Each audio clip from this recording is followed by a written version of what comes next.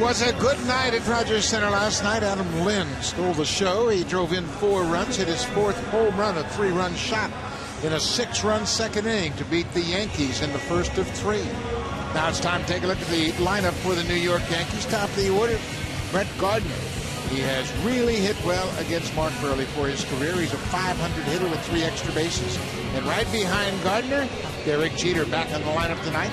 He has hit well also against Mark Buehrle, 14 for 41. That's a .341 average. Mark Buehrle has had a tough time pitching against the New York Yankees. Yes, he has. 16th start of the season and gets another shot at beating the Yankees. That's something he hasn't done in 10 years. 17 career starts versus the Yankees. He has 1 win to show for it. I think he's due, and the Blue Jays are due. He pitched well last time versus New York. 6 innings, just 2 earned runs. That's the last 3 times the Jays have played against him. He has pitched well but had nothing to show for it. Blue Jays haven't scored him any runs in support, just 3 runs in those 3 starts. But Buehrle is never worried about that. He's just trying to shut out the opponent. So we are set, and Buehrle, as always, waiting for the hitter to step in. Brett Gardner taking his time before he steps in the box. Buehrle is set to deliver. Here's the first pitch of the ball game. It's in there for a strike, and we are underway. Gardner for the season a .285 hitter.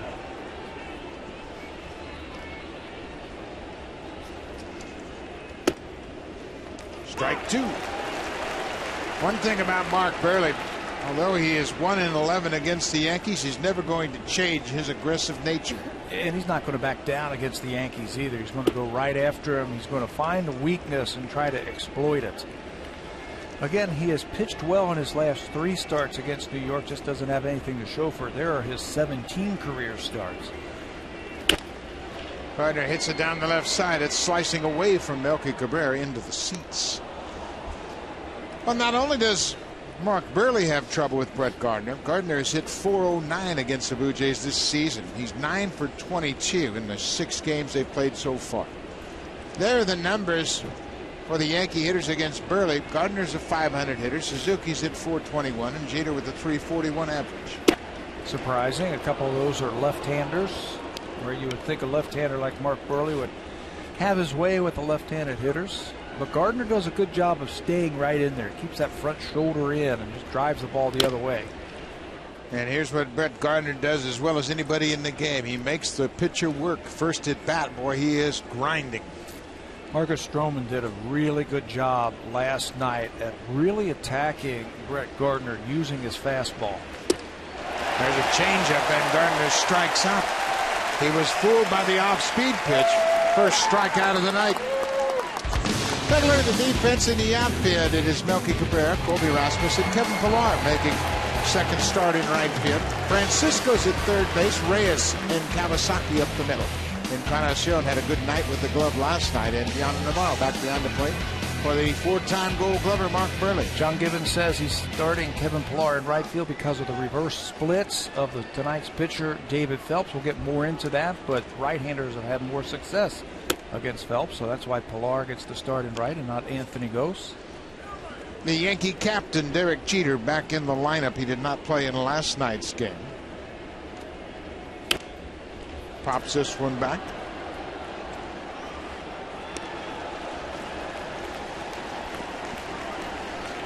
Joe Girardi recognized that Jeter's going to turn 40. So he says, you know what, I can't play him all 3 games on this turf. I got to get him one of the nights off. Ground ball to short, backhanded by Reyes. In the dirt. Reyes threw a short hopper to Encarnacion, and Edwin couldn't dig it out of the dirt. That's a routine play, and Reyes just handcuffed the first baseman. Well, watch him as he catches the ball and then looks to see where the runner is instead of picking up the first baseman and just making the throw across the diamond using that strong arm. Edwin just can't dig that one out of the dirt. It looked like it got into his glove, but he couldn't squeeze it. I think Reyes would be better off if he would just catch the ball, pick up Encarnacion at first, and just fire the ball across the diamond. That time he looked up quickly to see where Jeter was and then bounced the ball over to first. That is the 8th there, committed by Jose Reyes.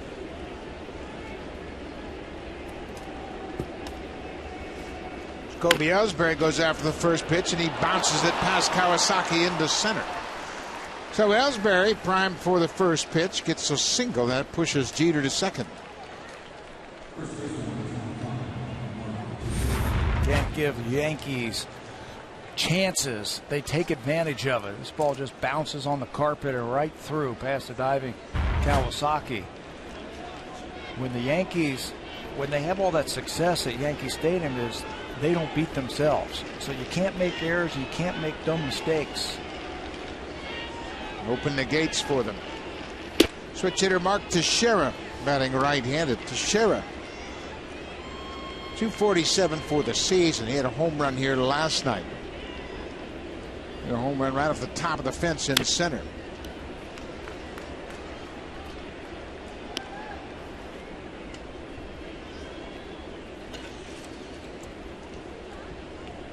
.29 home runs in 107 games against the Blue Jays for Teixeira.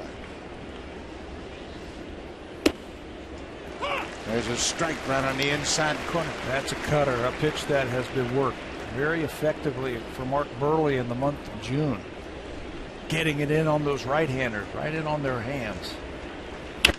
On the ground, Kawasaki comes after quickly to Reyes, over to first. There's a double play. Acrobatic double play by Reyes coming across the bag. You can see him swipe his glove because he made that careless error. But he makes a heck of a double play to end the inning. Kawasaki starts it. Burley appreciative of the good D behind him.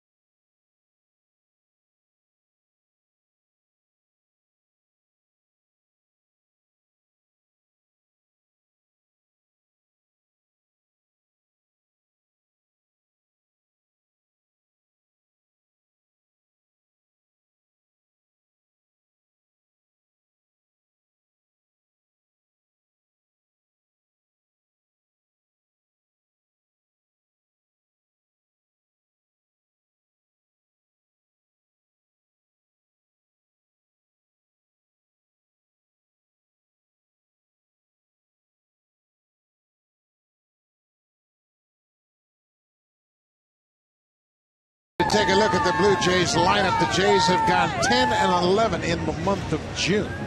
They scored 8 runs last night. Let's take a look at the top of the order. It's Reyes, Cabrera, and then Adam Lind in that third spot.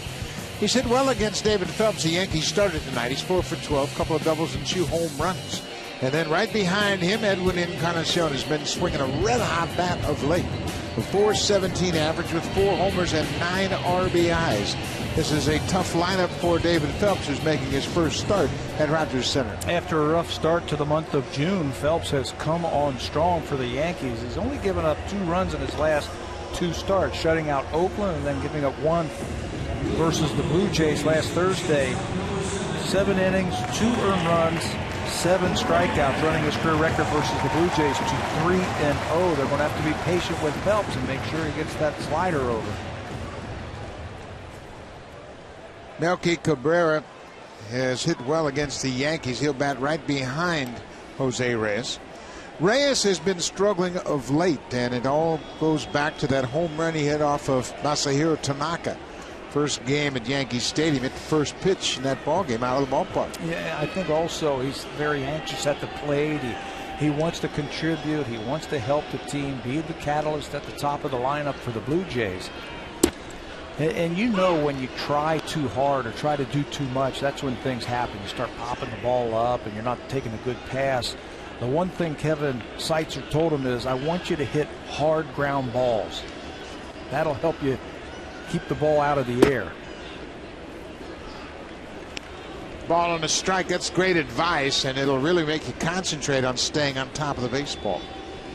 Kevin Seitzer has been a hit with his hitters, that's for sure.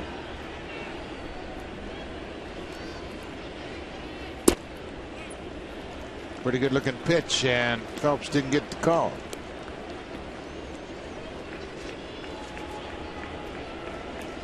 There are the numbers Pat was talking about, a 3-0 record for Phelps against the Blue Jays. He gave up a 2-run home run to Melky Cabrera in his last outing, but those were the only 2 runs he allowed. This is popped up behind home plate. McCann back, and it's over the screen out of play. When you think about hitting the ball hard on the ground, you can't get the ball up in the air because your swing has to go down. And if you get the ball, if you swing down on the baseball, you're going to create backspin, and you're going to keep it out of the air. Right now, when you watch Jose, he's really trying to force things and trying to make something happen instead of just relaxing and just let it happen naturally.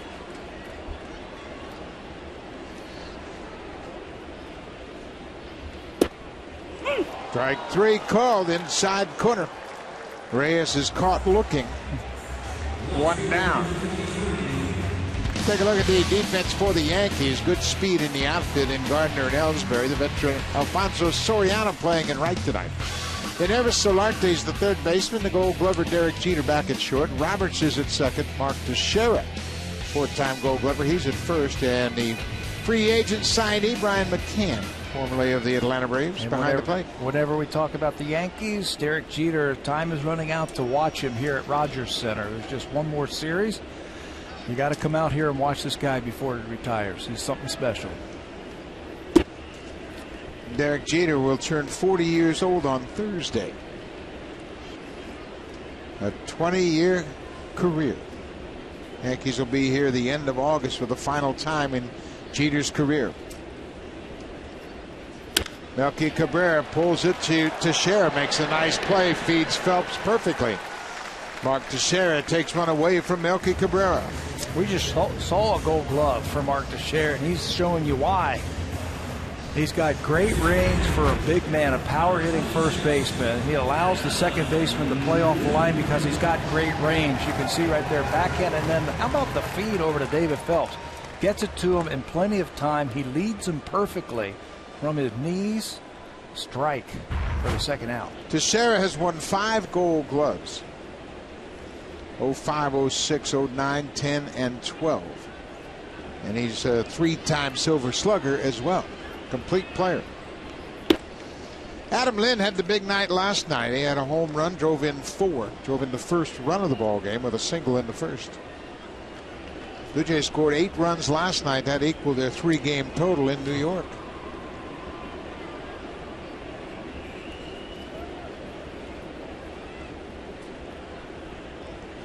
Six in 1 inning against Chase Whitley. Early in that one, giving Marcus Stroman a little breathing room early.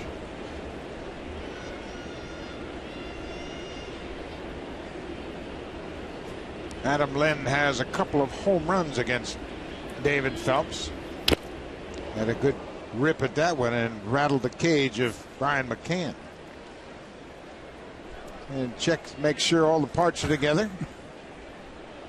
He's got that traditional catcher's mask, and he shuns a hockey-style mask, and most catchers believe that you have a little bit more protection with the padding of that conventional mask.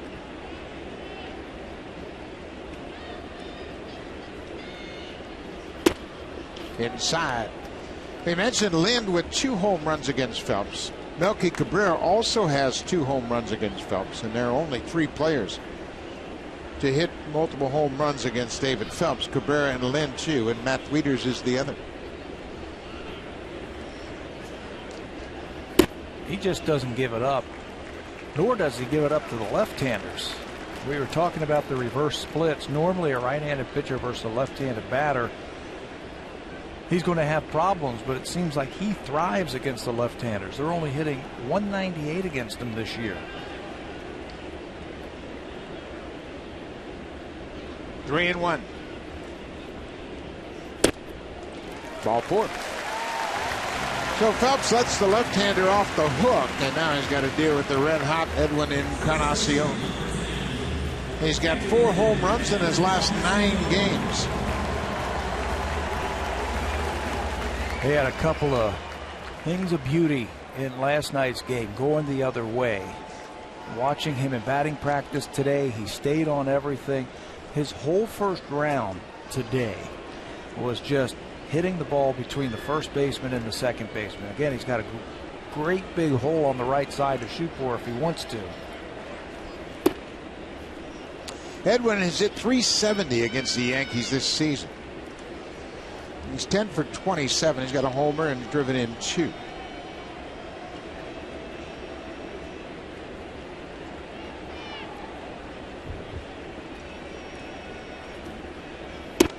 Lays off that outside pitch. It's called a strike. Yeah, just clips the outside corner. And I think if you're the Yankees, I think you have to pitch away from Encarnacion's power. You got to make him reach for the ball. And if he happens to squeak one through the right side of the infield for a single, then if you're the Yankees, you've done your job. Well, they made a mistake right there and just missed giving up an extra base hit. He was all over that pitch. Wow, as soon as McCann slides to the inner half right there, Edwin is waiting for that ball. Just hooks it foul down the left field line. It looked like it might have been a changeup. Well, that's the one factor that has resulted in those splits. The changeup to left-handers has been a very effective weapon for Phelps.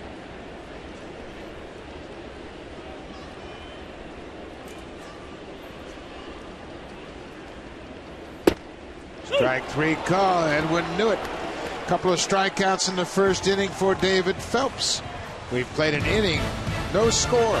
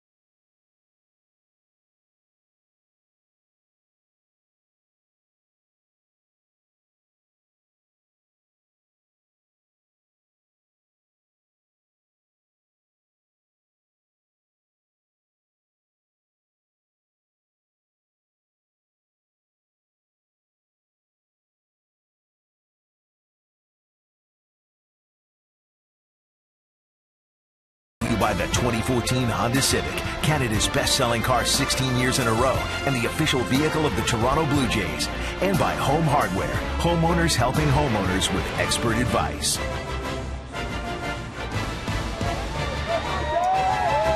Good crowd on hand last night. Looks like another good crowd here tonight. We had 31,000 last night, and that outfield area has become a very popular destination for the Blue Jay fans. Mark Burley got a double play to end the first inning. It'll be the right fielder, Alfonso Soriano, leading things on.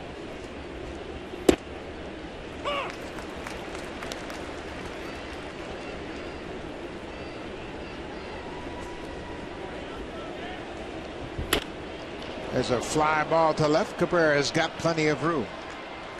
Soriano's retired.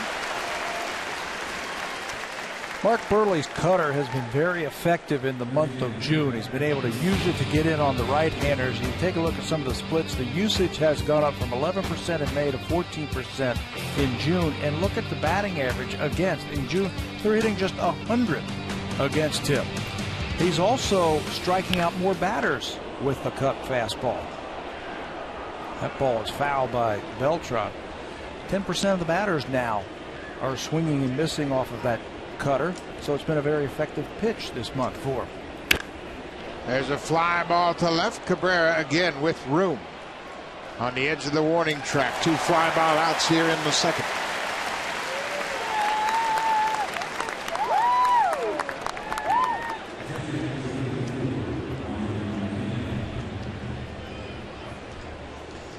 Brian McCann will step in with 2 outs, and last week against Burley. This was a 10-pitch at bat by Brian McCann against Mark Burley. He went to the curveball for the last pitch, and McCann stayed back on it. Hit a line drive in the first row in right field. Burley threw everything he could at the left-hander. There's a line drive to right. Pilar is going to play it on the long hop, and McCann's aboard. That's just his 5th hit against the Jays this season. 2-out single.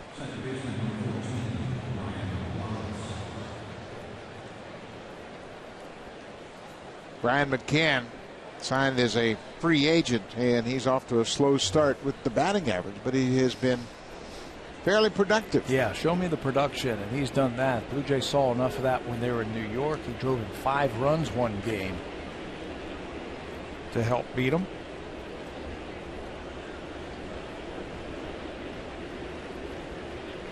Brian Roberts takes a strike. Roberts is a switch hitter. He's now 36 years old, formerly of the Baltimore Orioles, spent 13 years with the Orioles. That's a fair ball down the left field line. Melky Cabrera comes over. The ball has been hit by a fan, and that will make McCann stop at third. So the fan interference will result in a double for Brian Roberts. Looked like a cutter on the inner half, and Roberts has some power. He can hit a lot of doubles. Now, there's no harm, no foul right now here in the second inning. When the fan touches it, McCann was not going to score, and they were not going to throw Brian Roberts out at second base. So second and third after 2 quick outs. 10th double of the season for Roberts, and now it's Yannervis Solarte. He too is a switch hitter, batting right against Burley. Solarte had 1 at bat in the game last night and had an RBI single on the first pitch against Chad Jenkins. And that broke a long over for Solarte. And been struggling. This is popped up, and it's going to reach the seats out of play.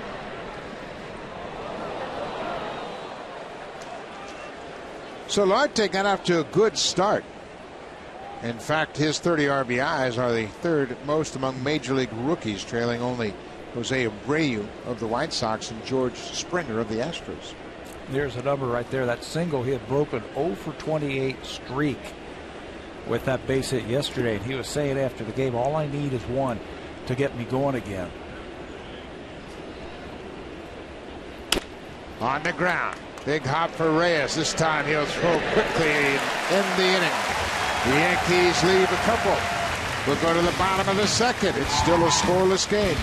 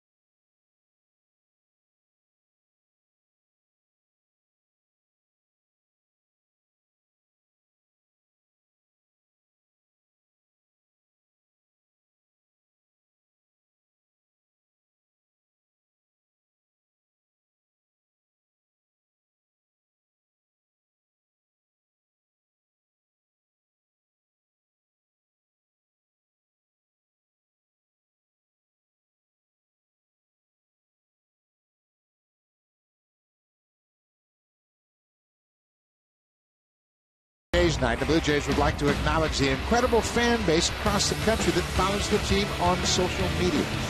This inning, we salute A-Dubs84 from Fort McMurray, Alberta. You'll be receiving your very own #MapleJays t-shirt signed by Brent Laurie. Thanks again for being such a great fan, and that's a great picture of it. I think that guy's a little too young to be tweeting it. What a cute kid, though, huh? I don't even know if he can push those buttons on the phone. That's awesome. We will acknowledge a lot of fans throughout the course of this night. It is Connect with the Jays night. Very popular night with all the people that utilize social media. Colby Erasmus will start things off.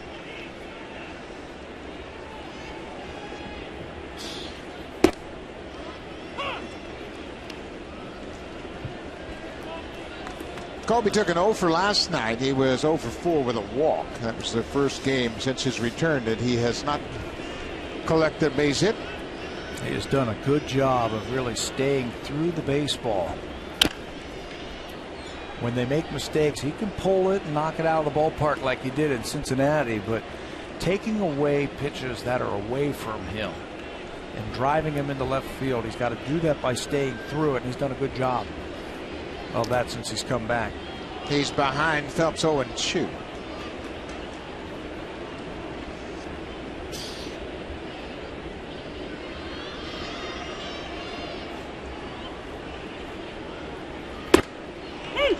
There's that swing back fastball, very effective pitch. It's off the plate, and then it moves just enough to catch the inside corner. That is the third strikeout tonight already, and we've only had 5 batters, and every one of them versus the left-handers. The comeback fastball that catches the inside part of the plate. The batter sees that it's inside, but it comes back. It's almost like a left-handed slider, and you're beginning to see why his numbers, David Phelps' numbers against the left-handers, are so good. David Phelps is 7th in the American League in opponent's batting average of left-handed batters.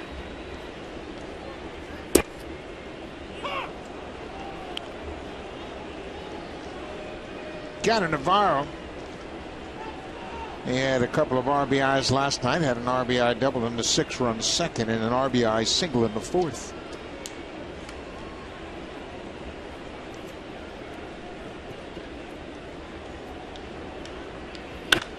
There's a deep drive to right, but it's going to hook well foul into the 5th deck. He got out in front of that one. He had something to say, I think, to his counterpart, Brian McCann. Big man hit that one. Well, it's interesting he would hit a ball like that after the discussion we had with him prior to the game. He had a good night last night because he went back to that good approach using the middle of the field. Said he was getting a little bit too happy, which means that the ball on the inner half, he's trying to pull the ball, so the front shoulder was leaking and the head was leaking and wasn't hitting the ball like he should. He knows it. He needs to go right back through the middle to be successful. Been a good week for Navarro, batting .346. Well, McCann is working over these lefty hitters with that inside heater. Boy, he sure is. Phelps has the ability to throw the cutter / slider on the inner half like that, and then that swing back fastball against the left-handers. That's a base hit for Navarro, using the middle of the diamond again.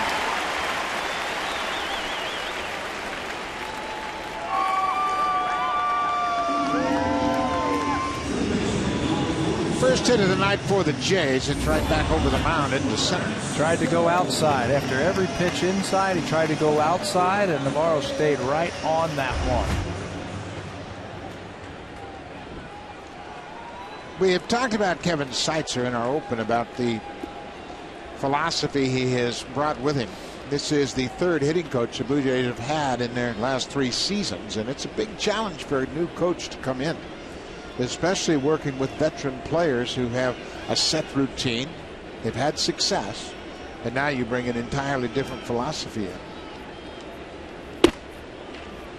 Blue Jays have always been an aggressive fastball hitting ball club, and Seitzer has given them a routine from the first day of spring training to use the whole field. And use the whole field, go back through the middle, have a real game plan when you go in there. That batter's box, is he going to try and get you out with a fastball? Is he going to try and pitch you inside? I mean, he's got that giant notebook over there, always taking notes and helping out his hitters. Pass along a little information to help them during the game. Juan Francisco is the batter. This is his 27th birthday. And what did we say to him today after he walked away, after we wished him a happy birthday? Hit a homer. Now hit a homer. Do something on your birthday, right?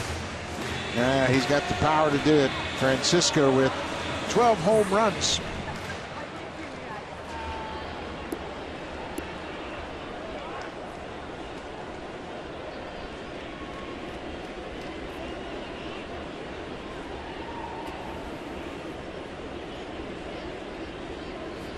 Francisco hit 18 home runs last year between Atlanta and Milwaukee. 13 of those home runs came in 89 games with the Brewers. Of course, the Brewers will be here next Tuesday for a short 2-game series. Way inside, 2 balls and 2 strikes. But when you talk about a new coach coming in and gaining the confidence of his hitters, it didn't take Seitzer long. He had one advantage.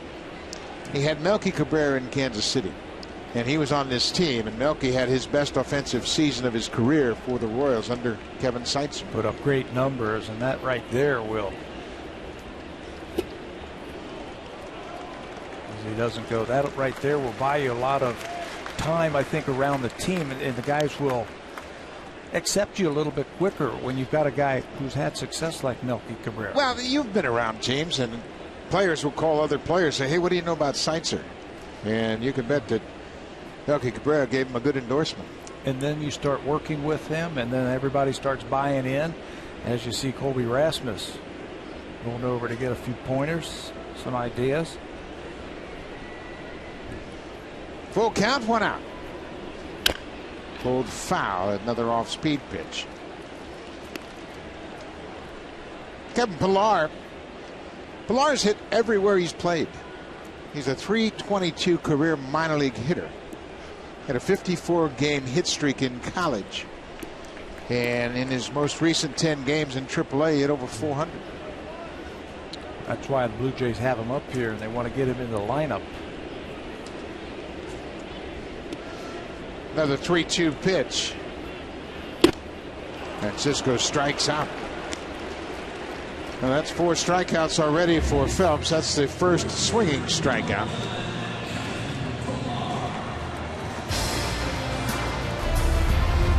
Blue Jays on Sportsnet. Brought to you by the 2014 Honda Civic, Canada's best-selling car 16 years in a row, and the official vehicle of the Toronto Blue Jays. Welcome back to Rogers Center. It's a very raucous crowd tonight here at Rogers Center, anxious for another Blue Jays win. Blue Jays are a game and a half ahead in the AL East over the Baltimore Orioles, who had a dramatic walk-off pinch hit home run last night by Chris Davis to beat the White Sox. Down by 1 run, 2 outs. That's a team, the Baltimore Orioles, that hasn't had their hot streak yet. I think everybody in the American League East has had a hot streak except Baltimore. And Baltimore, of course, dealing without their all-star Gold Glove catcher, but you don't hear them whining about it. They just keep plugging away. Matt Wieters is out for the season with Tommy John surgery.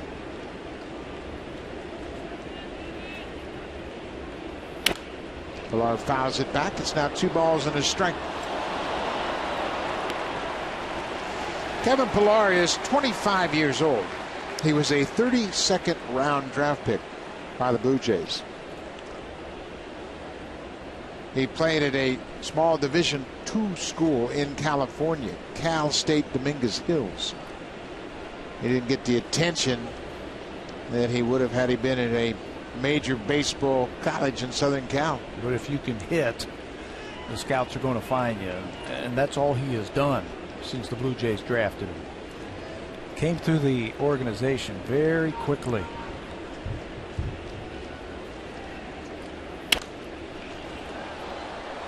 This is only his 4th professional season, and you're right, he has rocketed through the organization, which is kind of unusual for a 32nd round draft pick.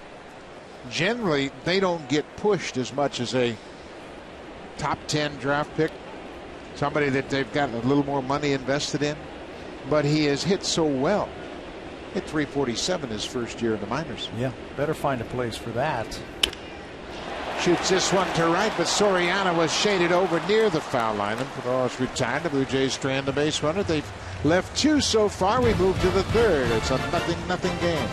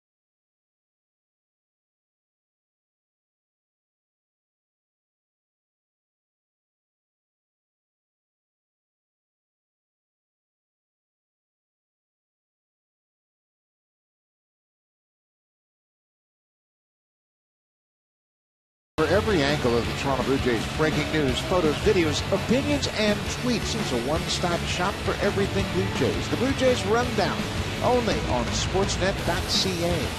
And a rundown suggests the Blue Jays are continuing to scout Jeff Samardzija, the Chicago Cubs right-handed pitcher. Samardzija pitched yesterday. And everybody's got their eye on Samardzija. Talk is that he has turned down a lucrative multi-year contract with the Cubs, and he's going to be a free agent next year, and they're hopeful of moving him if they can't get him signed. That is the $64,000 question right there. Do you give up your best prospects for a guy that you would have for a year and a half?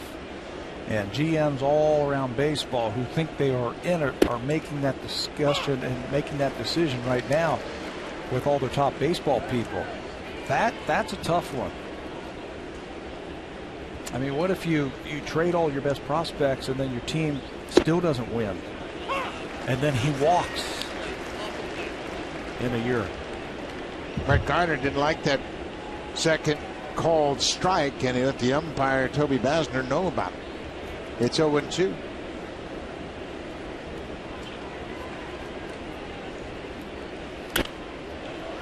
This is popped up, and Gardner, you bet he's going to expand his strike zone.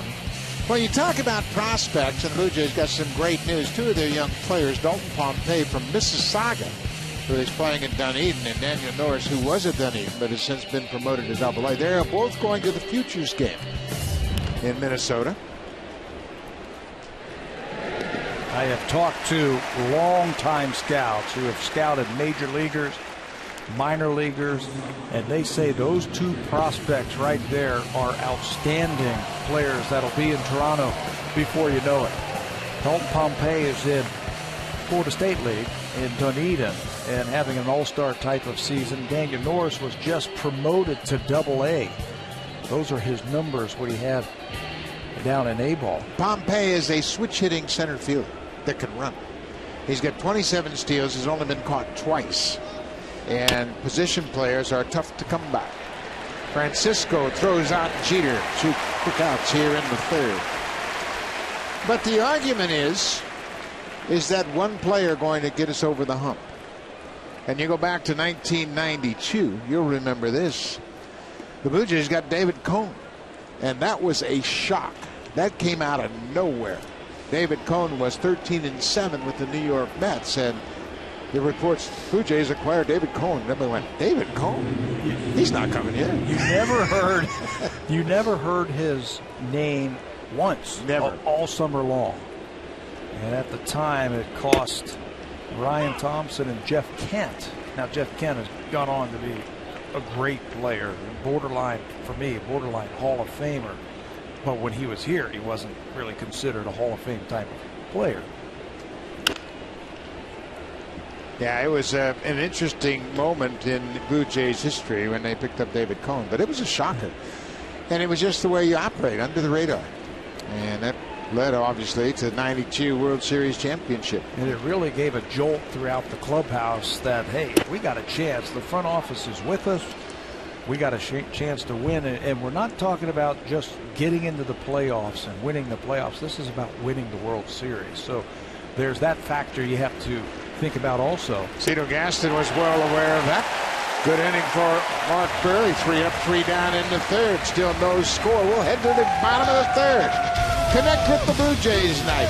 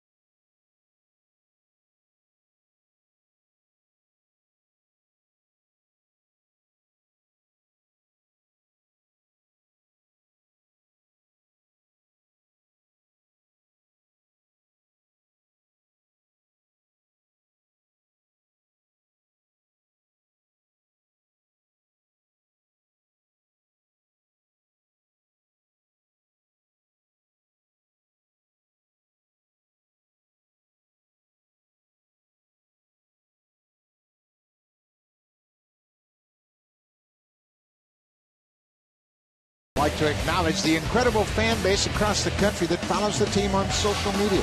This inning, we salute Shelley G. May from Truro, Nova Scotia. You'll be receiving your very own #Maple Jays t-shirt signed by the Canadian Brett Laurie.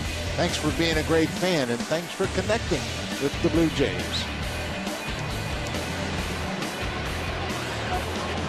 Mark Burley retired to side in order to top half this inning.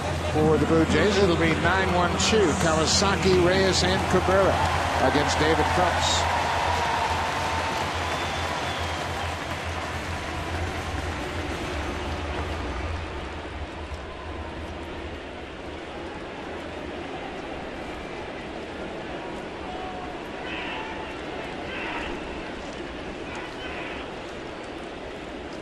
Munenori Kawasaki chokes up on the bat handle.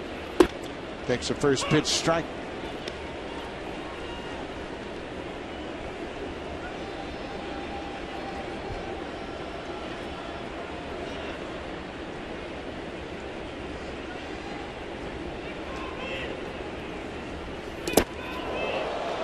Kawasaki will go to first as he's hit by the pitch. So the leadoff man's aboard here in the third.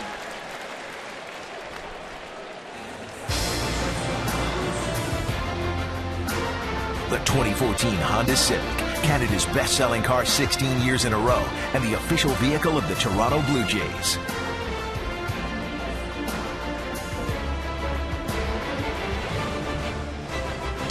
Welcome back to Rogers Center. This is game 2 of the 3-game series against the Yankees. Blue Jays won last night 8-3. Kawasaki with an aggressive lead at first draws the throw from Phelps. Don't you think this is a good time for a hit and run right here? Knowing what Reyes has been going through and what they've been talking to him about hitting a hard ground ball to stay down through it, and it'll slow things down and make him concentrate on that baseball a little bit more. Perfect call. Kawasaki not running. Reyes takes one downstairs. Yeah, anytime you put a sign on like that, it's going to get the attention of the hitter, obviously, and his goal is to put the bat on the ball.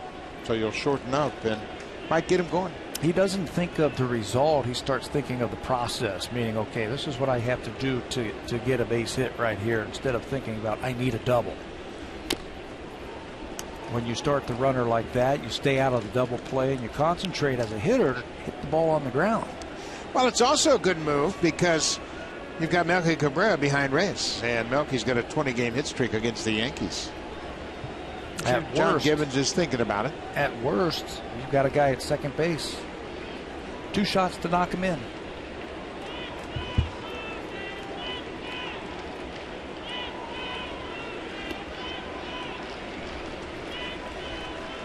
Yankees think that's a possibility. Ball and a strike. You know, it was David Phelps the last time the Blue Jays faced him at Yankee Stadium that came up with the big play. If you remember that in the first inning, picking off Melky Cabrera at second base with Edwin Encarnacion at the plate in the first inning. His manager says that was the play of the day right there. Play was ruled safe originally, overturned by replay. Reyes slaps it to the seats down the left side. Melky Cabrera would redeem himself with a 2-run home run in the third, but at that point that tied it up, and the Yankees would score a run in the bottom of the third and go on to win it 6-4. And Phelps, they asked him after the game, why did you try a pickoff play like that? And he said, well, I was just thinking maybe they want to try and stay out of the double play. They might start the runners, so I'll try an inside move, and it worked.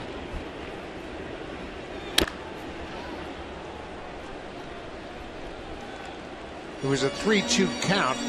Runners at first and second, and Melky didn't look like he was really running, just like he took an aggressive secondary lead, and after being ruled safe, they went to the review and he was called out. 1 ball, 2 strikes to Jose Reyes. Nobody out. Kawasaki was hit by a pitch. He's at first. Ground ball. Solarte goes to Roberts, and that's all they'll get.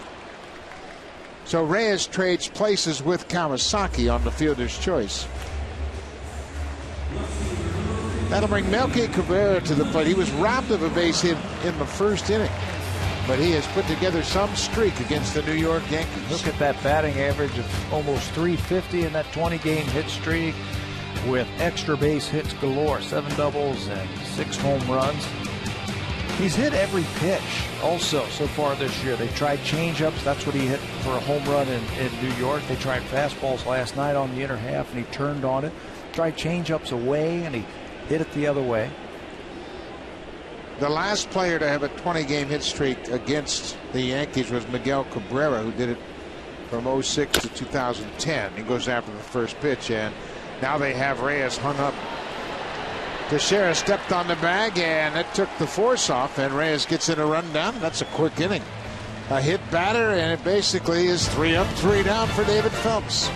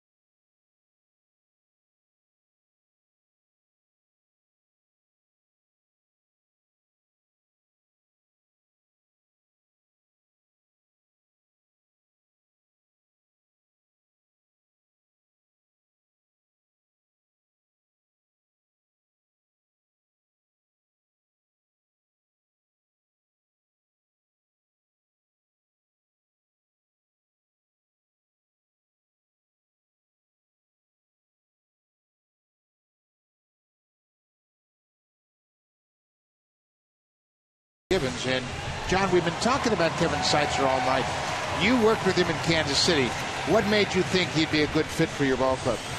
Well, he's one of those guys. He can figure out a game plan with the best of them, Buck. He's got a good, solid approach, and I mean he's the type of hitting instructor that preaches use the whole field because that's what it takes to beat the better pitchers. It's one thing to hit home runs, but that you're not going to hit that many all the time. So you got to be complete hitters. But as far as putting the game approach together, there's nobody better. Gibby, I know I'm not giving away any household secrets or anything like that. David Phelps has been tough against the Blue Jays, and you were talking yesterday about possibly trying to create some runs. What kind of things do you think you can do offensively to get on the scoreboard? Well, if we get some guys in certain situations, we can maybe move to put some guys in motion, little hit and run type things, But yeah, he's always been tough on us for whatever reason. He's got a pretty good feel what he's doing out there. He moves that fastball around pretty good, so he can be. Some guys have some teams' numbers, some individuals' numbers. That's just the way it goes. But we got to keep Burley rolling along here and give us a shot and come back and score a few runs. All right, Gibby, thanks for your time. Okay, guys. Mark Burley is on a roll. He's given up 3 hits and kept the Yanks off the scoreboard. Mark Teixeira grounded into a double play to end the first.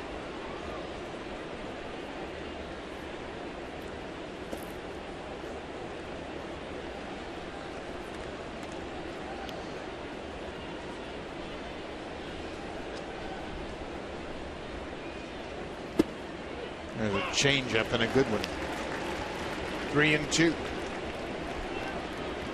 Right fielder Alfonso Soriano is on deck. He'll bat next.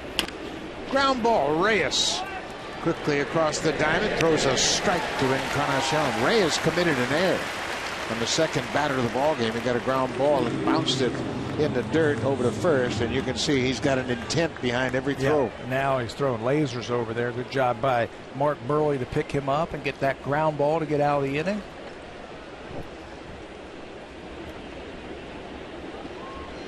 Alfonso Soriano back with the Yankees.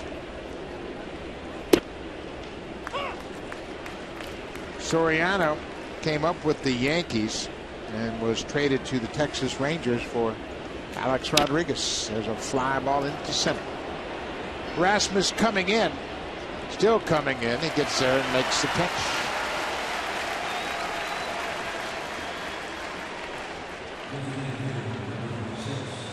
Fans, each year dozens of major league pitchers have Tommy John surgery. Now kids as young as 12 are opting for the surgery in what many view as a shortcut to the majors. What will happen to tomorrow's pitchers?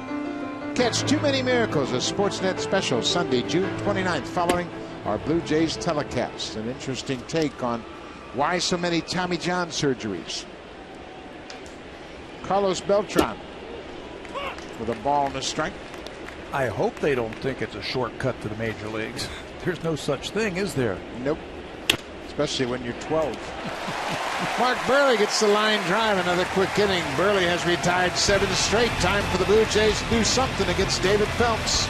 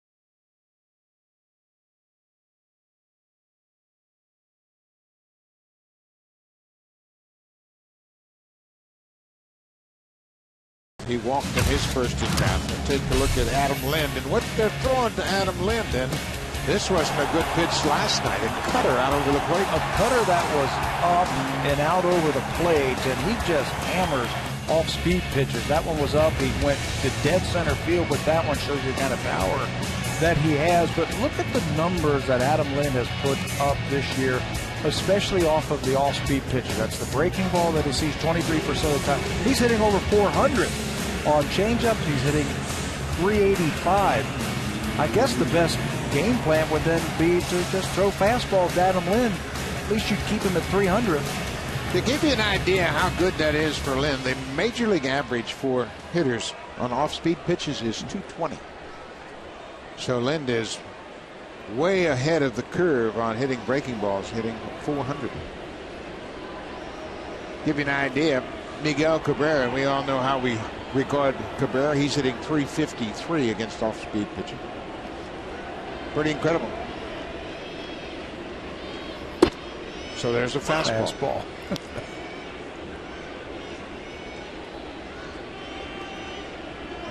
Blue Jays as a team not in the top 10 when it comes to hitting the off-speed pitch, but Adam Lind right up there.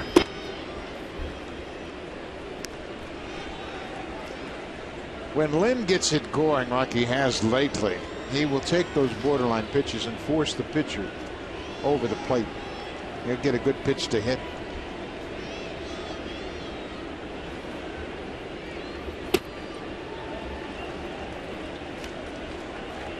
Two and one. Phelps has allowed just one single. Gianna Navarro had a one-out single in the second. He's hit a batter and walked a batter.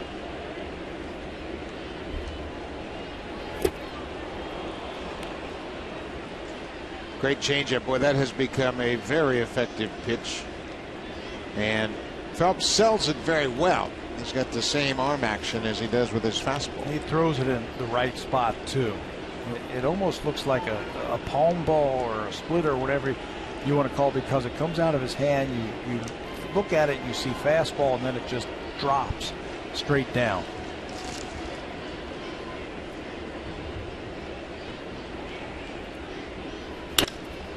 Ground ball. Jeter is going to backhand it, but he's not going to have a play on Lind. Lind reaches to start the inning. Let's check in with Jamie Campbell.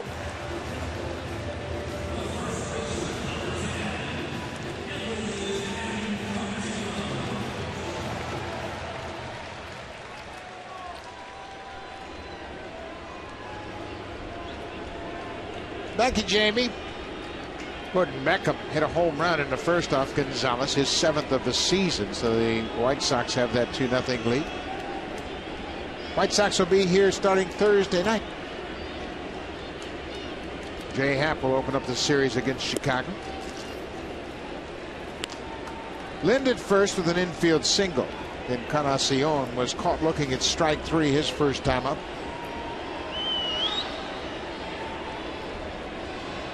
Scoreless game in the bottom of the 4th.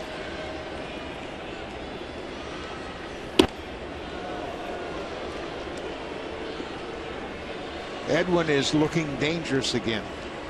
He's not moving at the plate and took that ball simply by raising his arms out of the way. And keeping his weight back. He's staying back and he's keeping his hands in a good hitting spot. He put on a show today in batting practice, and I'm not talking about he lost 25, 30 baseballs into the stands. He was hitting line drives back through the middle, into right center field, left center field. He was staying inside the baseball beautifully. That means his hands were inside the baseball between his body and the ball. And he was hitting lots of line drives. He can go deep if he wants to. But his approach has been outstanding. And he got one to hit right there, didn't he? Boy, he sure did. He had a good rip at it. Center cut fastball from David Phelps. And Edwin fouls it straight back. Might not want to throw that one again. 2 balls and 2 strikes.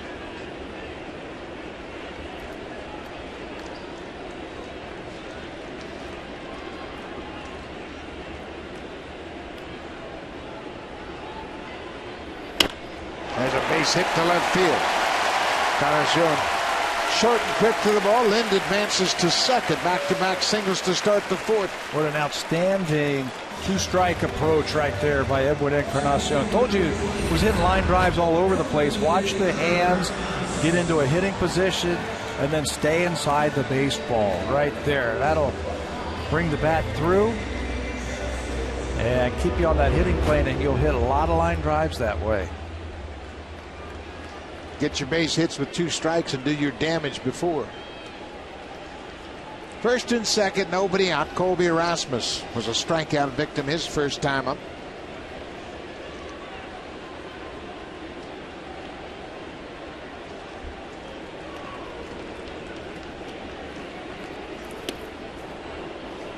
We saw Erasmus and Seitzer had an extended conversation after his first at bat. What Seitzer will do is he will give his hitters options. Okay, here's what you can look for. You know he's going to try to throw you that swing back fastball, but don't look for it until you get 2 strikes. And then they'll sit down, hitter and coach, and they'll talk about the at bat.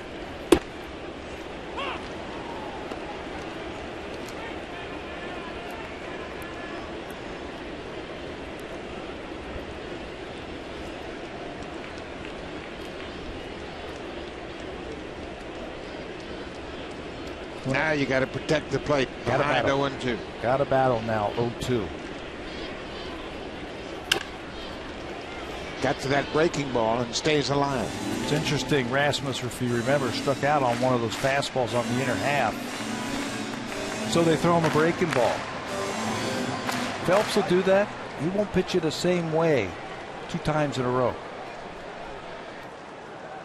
I think a lot of that has to do with Brian McCann, who's outstanding behind the plate.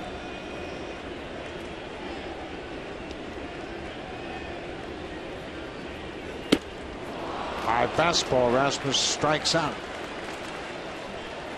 That's 5 strikeouts already for Phelps. The high heater gets Rasmus. Give him something different to look at. Change the eye level. Change the plane. That was a tough one. The Yankees really like to feed that high fastball to Colby Rasmus. They'll go there with 2 strikes a lot. Johnny Navarro had a single back up the middle his first time up. Coming into this game, Navarro has hit .346 in his previous 7 games, so he's been swinging the bat well lately.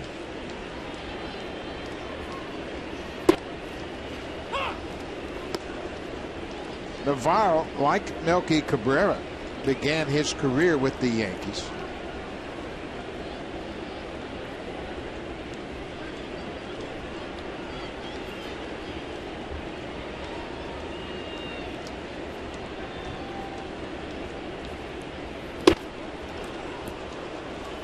Phelps has mixed it up a little bit this time, using that fastball more.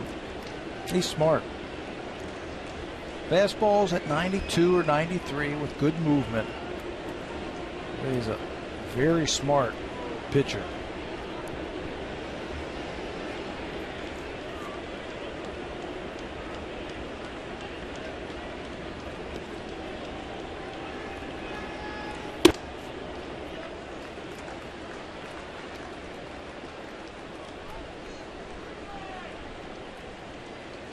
Navarro came to the Yankees in September of 2004 from the minor leagues, and then just got into 5 games, and he was dealt in January of 2005.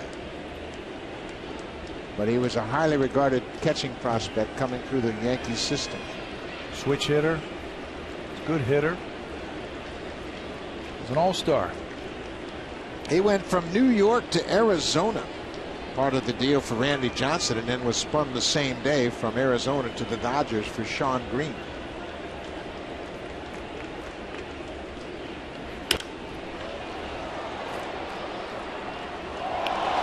Then he ended up with the Tampa Bay Rays. June of 2006, he went from the Dodgers with Jay So for Toby Hall and Mark Hendrickson. And of course, that's where he really became a good player. Yeah. Good player. Had a great year last year, hitting 300 for the Chicago Cubs. And now he seems to be swinging the bat a lot better over the last week or so. He had the big hit in Cincinnati, the line drive double to left center field in that comeback win. There's a drive to right, and you can tell it goodbye. 3-run homer for Navarro, his fourth.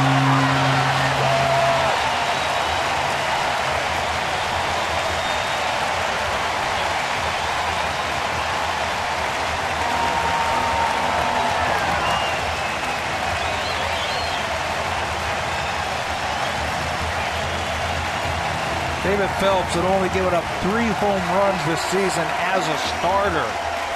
So he keeps it in the ballpark, but he hung a breaking ball to Diana Navarro. Remember his first at bat when he hit one in the 5th deck here? And then came back to single. That one was fouled. This one he keeps fair. Stays back on that breaking ball, and he knows he can watch that one as that ball is clobbered to right field. Into the 2nd deck. 3-run homer gets everybody going. Juan Francisco.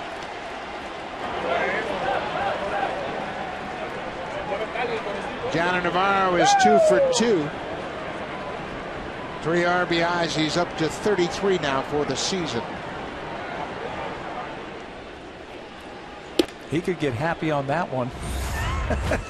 He was saying he was opening up a little bit too quickly. That time he stayed back. Solid contact and liftoff.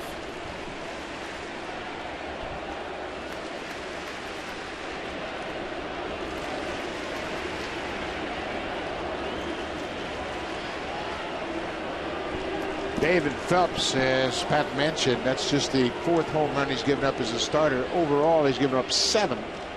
Started the season in the bullpen. But Navarro has staked Mark Burley to a 3-0 lead. That's what your catcher's supposed to do for your pitcher. A 3-run home run. 3-run homer. That matches the entire run support Burley had in his last 3 starts.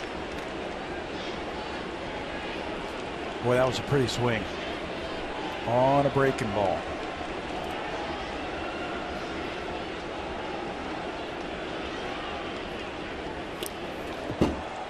Breaking ball down and into Francisco.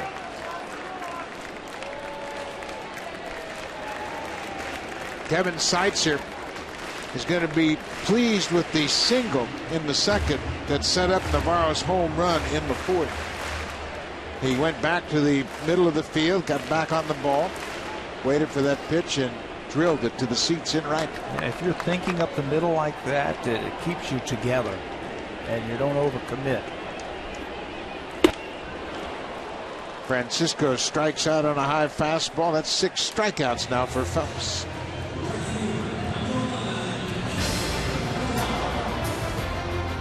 The 2014 Honda Civic, Canada's best-selling car 16 years in a row, and the official vehicle of the Toronto Blue Jays.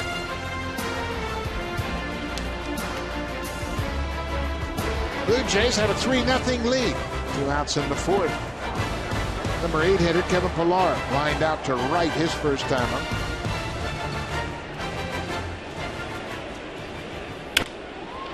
Goes after the first pitch and pops it up.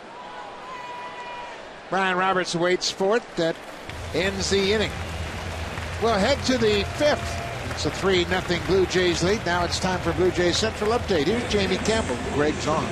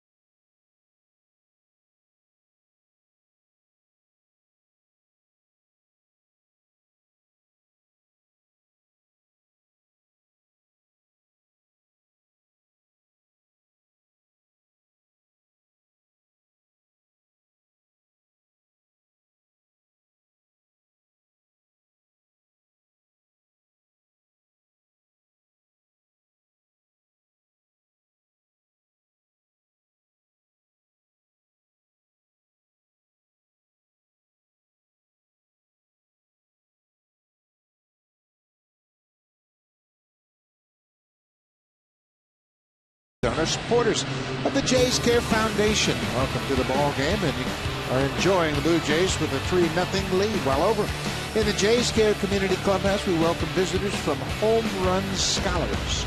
Congratulations to you for your accomplishment. Obviously, Home Run Scholars should be proud of what they've done. They're enjoying a nice night at the Jays Care Community Clubhouse, and Mark Burley's got a 3-0 lead.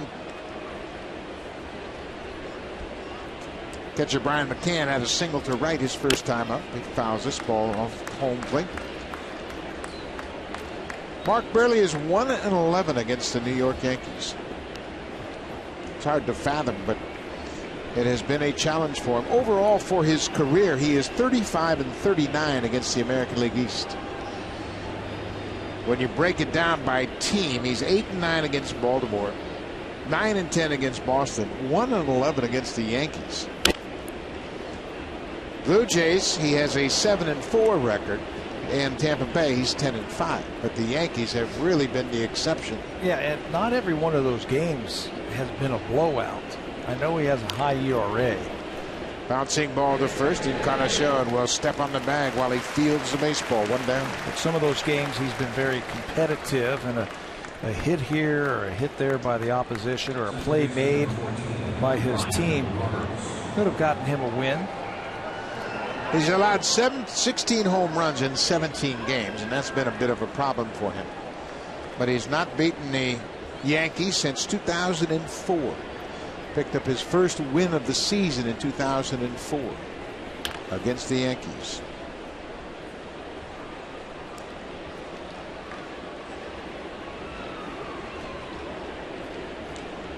Brian Roberts, the second baseman, hit a double down the left field line, and he and McCann were stranded by Burley.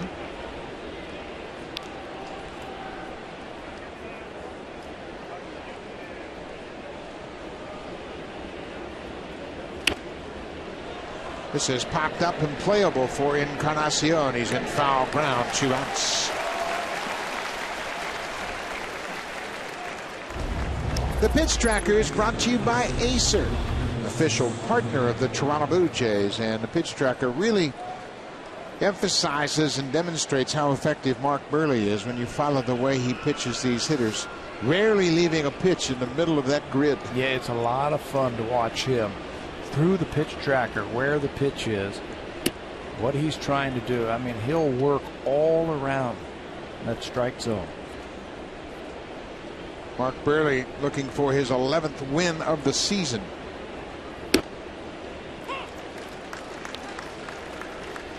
And Ervis Solarte grounded out to shortstop his first time up.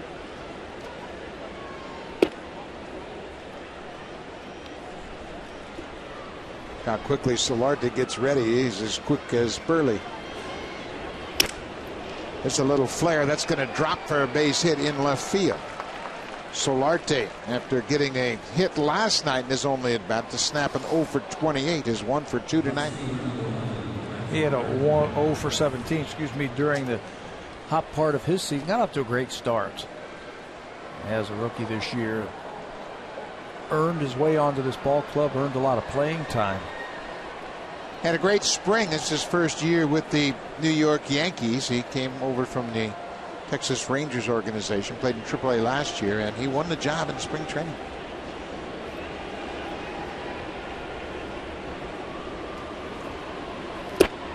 But Gardner has gone 0 for 2 tonight.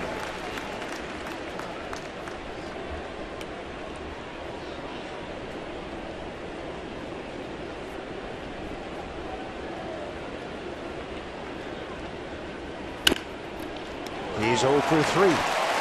Hit it right to Encarnacion. The Yankees get a base hit, but they leave a base runner. We'll go to the bottom of the 5th. Jays up 3-0.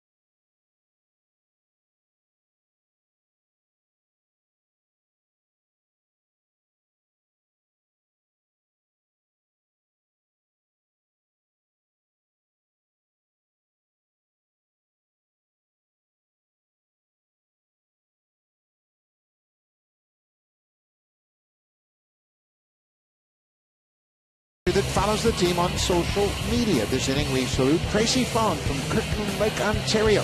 You'll be receiving your very own hashtag Maple Jays t-shirt signed by Brett Laurie.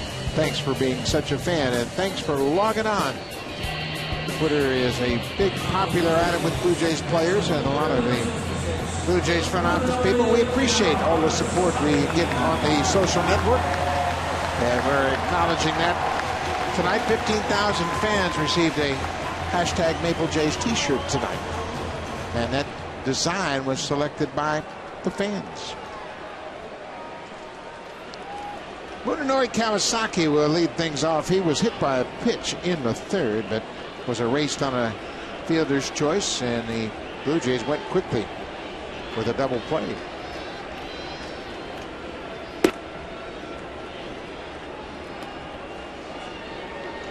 Munenori Kawasaki just turned 33 years old. Don't you know he's just going to slap one to left? I mean, that third baseman Solarte is way in. Now, we haven't seen Kawasaki bunt very often, and this really plays into his style of hitting.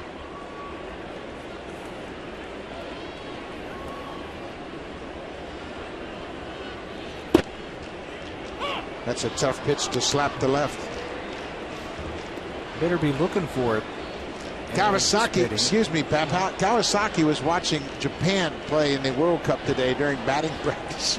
He had all kinds of chants and cheers. He was leading everybody around the cage, rooting for Japan. John Gibbons says, Mooney, what's the score? He goes, tie, 1-1. Hey, he is a funny guy. Kevin Seitzer was telling us in spring training they make them do everything. Infield in, hit a fly ball. Infield back, hit a ground ball. Well, he had it backwards. He had infield in, and he would hit a ground ball, and vice versa. And Kevin went up to him and said, "Do you know what in and back means?" He goes, "No." He said, "Well, you got him wrong. Infield back, ground ball. Infield in, fly ball." He goes, "Get him over." He is really a trip. Oh, he's funny. Of course, he's playing in front of his idol in this Yankees series, Ichiro Suzuki, on the bench to start this game. There's a chopper up the line. Kawasaki played for Team Japan in the World Baseball Classic in 2006 and 2009. I got to see him firsthand. He was part of the championship team both of those years.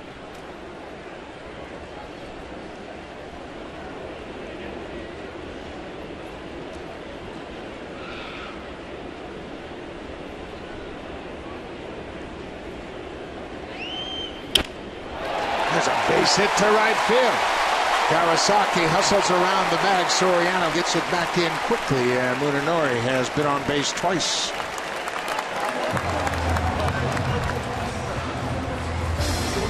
Canon's Best in Glass sales event. Performance cameras and lenses at the season's best prices. Visit canon.ca/bestinglass.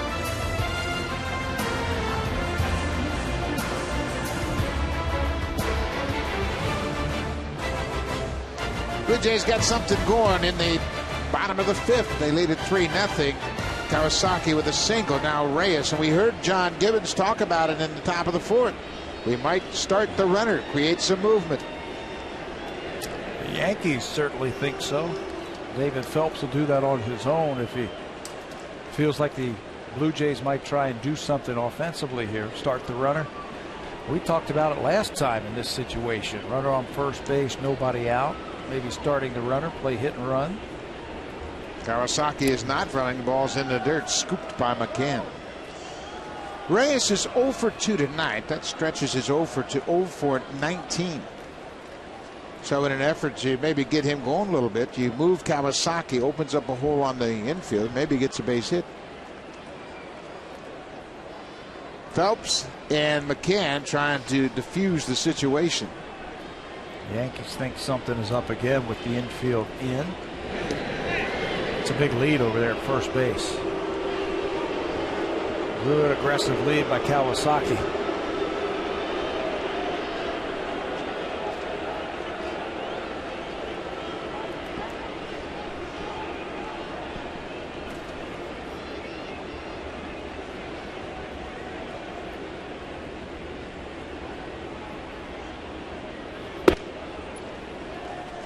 2-0.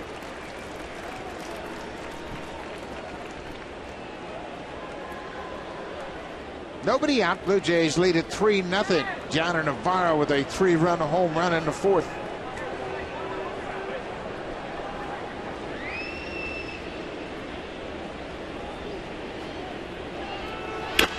Reyes hits a fly ball to left. Long run for Gardner. He's not going to get there. Reyes has a base hit. That snaps an 0 for 19 for Reyes. He'll take it. Back-to-back singles to start the inning. Big smile for Jose Reyes as he's gotten another hit. Looks like a line drive in the newspaper. So Melky Cabrera will step in. He's 0 for 2 so far against his former team. This is a crazy stat right here. If you look at the home runs per fly ball percentage, home and road, 3 times more on the road, David Phelps is liable to give up a fly ball, a home run on the road. It's played out so far this evening with Diana Navarro. And at home, Yankee Stadium's a great hitter's ballpark, especially for left-handers. Yeah, it's a bandbox, and maybe because of that, he really concentrates on keeping the ball down. So Melky Cabrera trying to extend his hit streak to 21 games against the Yankees. Is 0 for so far tonight.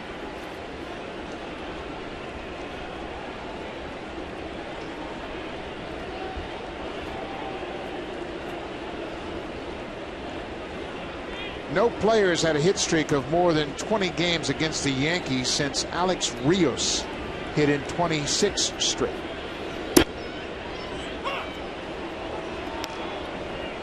Rios did that from 2006 through 2008.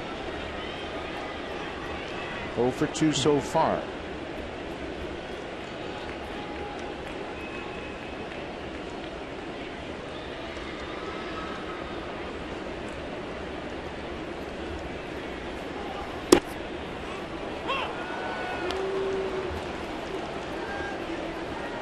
Cabrera's behind 0-2. Blue Jays 3 runs on 6 hits. Hey, look. Just 1 extra base hit, but that's the only one that matters. Yeah, that's the only one. Do that with a couple of guys on. That's the perfect time for it. Home run by Navarro.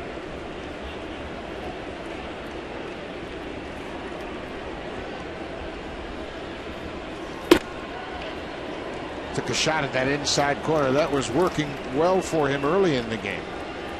He pushed Cabrera off the plate. Boy, he just missed with that one there, too. It looked like he caught Melky thinking off speed pitch. And he crossed him up and threw him a fastball.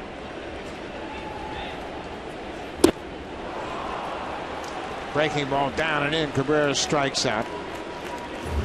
7 strikeouts for Phelps.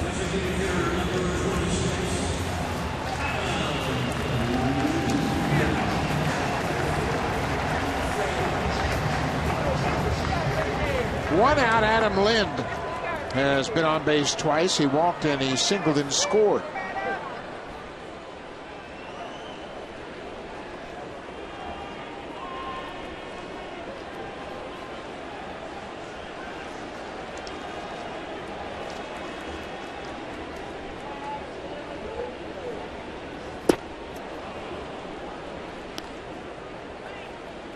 Lind was looking to ambush a fastball. Yeah, last time up he took a first pitch fastball for a strike. But with runners on base, especially in scoring position like they are right now, he's ready to hit. Phelps knew that, threw him a changeup.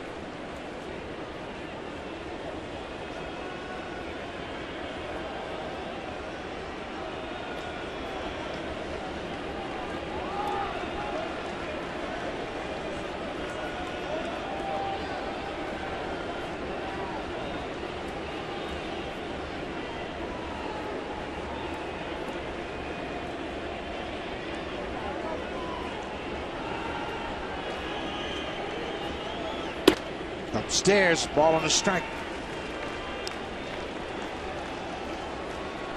The Yankees trying to snap a 3-game losing streak.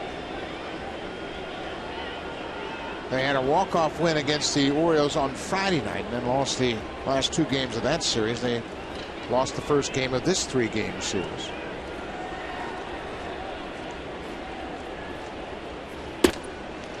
Joe Girardi, he has been in New York too long to panic about a situation. Lose a couple games here in June. We haven't hit July yet. He said, you just got to play it out. Peaks and valleys, ups and downs. You just really can't panic. They were asking him about his lineup, shuffling it in and out. And he goes, what do you want me to do? I mean, these guys have been here before. They're veterans. Who do you want me to bench? Who do you want me to not play? This is popped up into shallow center. Jeter looks back to see if Ellsbury's got it, and he does. 2 down. Well, there's only so much a manager can do when you lose 3/5 of your rotation to injury. CC Sabathia is starting to throw, and that's good news for New York. There's no timetable for Michael Pineda's returning, and Ivan Nova's done for the season with Tommy John surgery. So it's hard for anybody to handle the loss of 3/5 of your starting rotation. Yeah, I think 2 of those guys, Pineda and Nova, you can't count on. CC, they're thinking maybe just after the All-Star break. They're hoping maybe the beginning of August. But they're the Yankees, and they're going to go do something. You can book it. They're going to end up with somebody, and it's going to come out of nowhere, and we're all going to say, how did they do that? 2 outs. Edwin Encarnacion singled his last time up, and as we said, he's got Phelps zeroed in. He's picking the ball up very well, very quickly tonight. Just the way he's taking those pitches. He's got the weight back. He's got the bat in a good spot, like he's ready to unleash it when his eyes tell him it's a strike.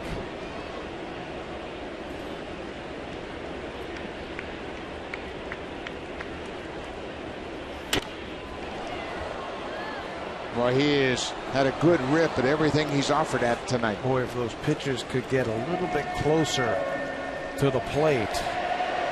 He had to reach for that one just a little bit. Phelps put it in a tough spot for Edwin to hit. Well, and that's what Phelps is trying to do, obviously. Again, and he's making him reach. Yep, look at where those pitches are in pitch tracks. Everything's away. Bouncing ball. Jeter at second. Now he hesitates back to first. Not in time. Jeter looked at second. Reyes was too quick for him. He looked at third, had no play there, and by the time he threw it to first, it was too late. Boy, that is so easy for a hitter to assume it's going to be an easy out, but Encarnacion didn't do that. Well, you know what made that play right there? Teixeira, the first baseman's playing way off the line, so Reyes can get way off of first base, and that's why there was no play at second base. Reyes hustling all the way, no shot there. He looked to third, there was no play, and then Edwin, not taking anything for granted, beats it out. They call it a fielder's choice, which is curious. There's a drive to right. Rasmus has hit it off the top of the wall. 1 run is in. Here comes Reyes. He's coming in to score. Now they've got Rasmus hung up between first and second. And Derek Jeter tries to run him back, and he's safe. And here comes Encarnacion to score.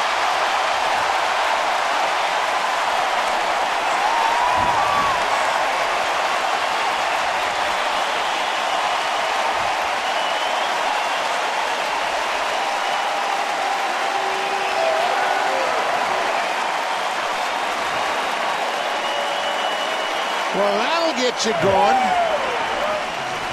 A lot happened on that play. Let's see if we can dissect it here. Slider and hits it right off the top of the wall. He just misses a grand slam. 2 runs are going to score. Here comes the relay. Rasmus is going to try and move up, but when he does, it's cut off, thrown behind him. Now Jeter tries to go catch him. He's not going to catch him. Colby just runs too quickly. And a heads-up play by Luis Rivera and Edwin Encarnacion, the base runner and the coach. Edwin came down the line as soon as Jeter made the move that he was going to go after Rasmus. Edwin broke for home, and he's safe.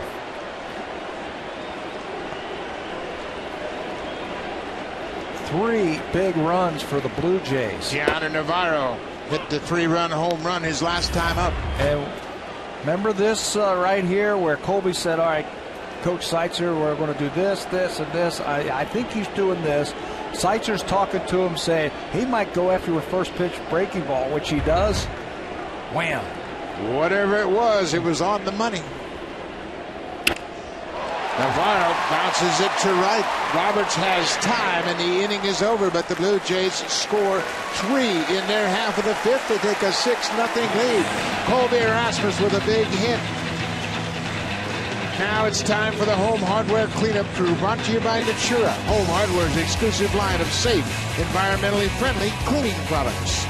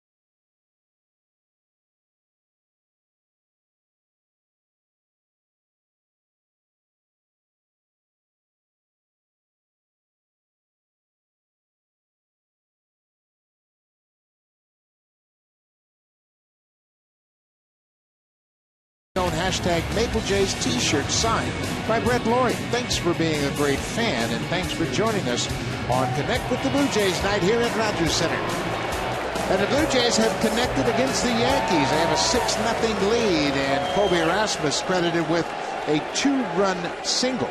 Encarnacion scores on the throw. Rasmus jumped on that first pitch and drilled it just about a foot short of being a grand slam. And then the fun began. Wow, they were all over the place. And Rasmus, he just outran Derek Jeter back to first. Jeter thought he could catch him. He hooks it foul. I still have questions about the Encarnacion ruling on that ball to short. It was ruled a fielder's choice. But the hustle of Reyes, and you mentioned the big lead he had because they were playing behind him. Kawasaki didn't have a play at third. There was nobody covering third. Jeter hits a high fly ball to left. Melky Cabrera back at the wall, at the track. Home run, Derek Jeter. For Jeter, just his second home run. And now that is the 17th home run that Burley has allowed in 18 games against the Yankees. Looked like a breaking ball from Mark Burley. And Derek Jeter has seen plenty of these in his career. Maybe a cutter on the inner half. He pulls those hands through it. It's a high enough, and Melky thinks he has it tracked, but it lands in the bullpen. 6-1.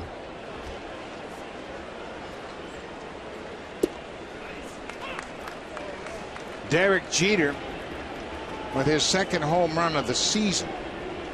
And when you start to break down Derek Jeter's numbers against the Blue Jays, he is the all-time hit leader.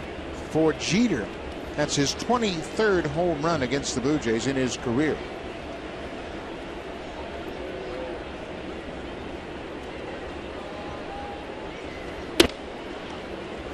Jacoby Ellsbury He had a single in the first, struck out in the third. 6-1 Blue Jays. Mark Burley has lost his last 9 decisions at the hands of the Yankees. Ellsbury didn't want to. And you know he wants this one now. He's got the lead. He's pitching well.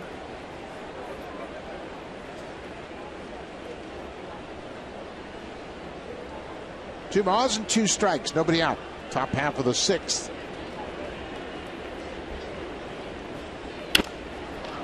So fly ball to center. Rasmus coming in quickly, and he's going to get there. That ball was dying very fast, and Rasmus stayed with it. He does it with the bat for Burley. He does it with the glove. Stayed up there a long time, and that gave Colby Rasmus a chance to run this one down. He came a long way. He was playing Jacoby Ellsbury to pull. Just keeps his eye right on the ball. Look at his eyes. All over that baseball. He looks it right into his glove. Mark Teixeira goes after first pitch. Rasmus acknowledged the loss of Jose Bautista by saying, you know what, we've just got to play better. He's out of the lineup. We've lost Brett Lawrie as well, and everybody on the roster has to do more. So he's done his part tonight. Everybody has to step up. I mean, that's what good teams do.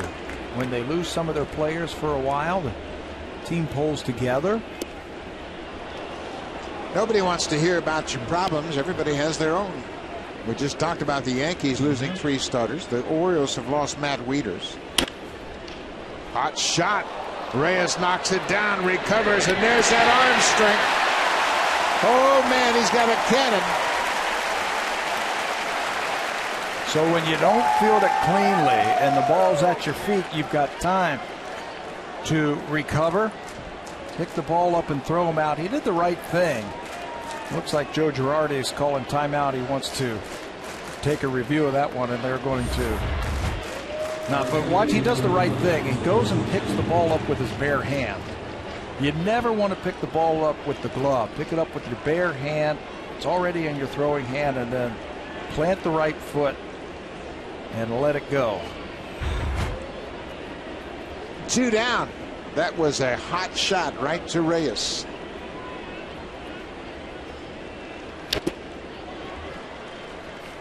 You and I have both been in situations where somebody hit a ball like that, and we'll holler out, hey, put some weights in your pocket because it knocked him off balance.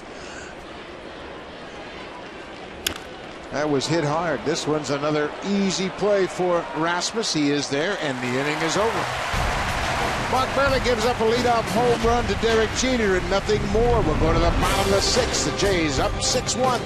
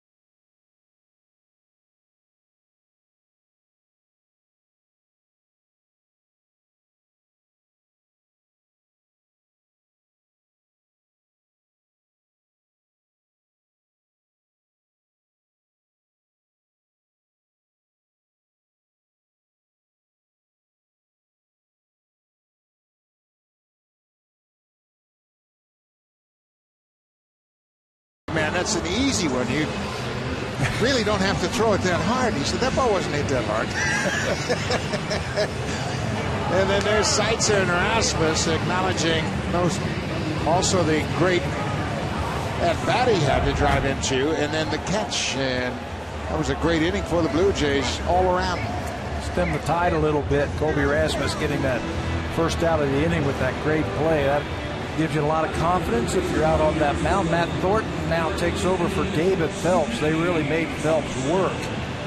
Now Joe Girardi goes to his bullpen. It's the veteran Matt Thornton, a big left-hander. Right-handers have had their way against him this year, hitting over 300, still averaging about 7 strikeouts per 9 innings. Matt Thornton is now 37 years old. He's had a very good career. Steve Tallison will pinch hit for Juan Francisco and take a ball up and away. 231 on the season for Tallison.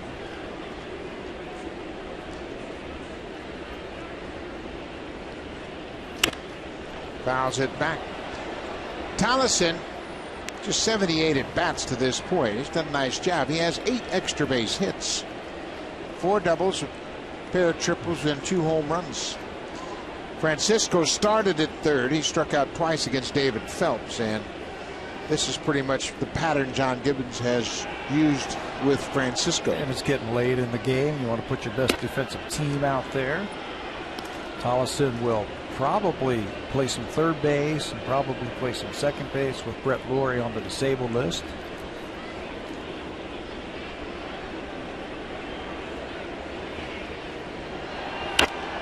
Well, there's no secret what you're going to get from Matt Thornton either. He's going to come right after you with a fastball. Not afraid to throw it. Matt Thornton was a former #1 pick of the Seattle Mariners. He's 6'6", and he's a guy that can bring that fastball up there pretty good. Mid-90s fastball. 96 to be exact.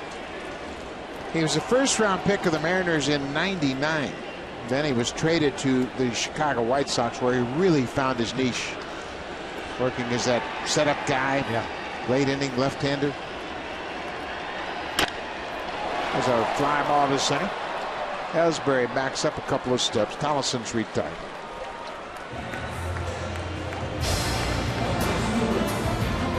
The 2014 Honda Civic, Canada's best-selling car 16 years in a row, and the official vehicle of the Toronto Blue Jays.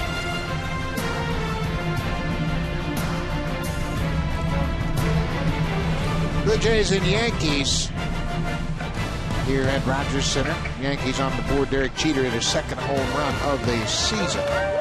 Top half of the 6th.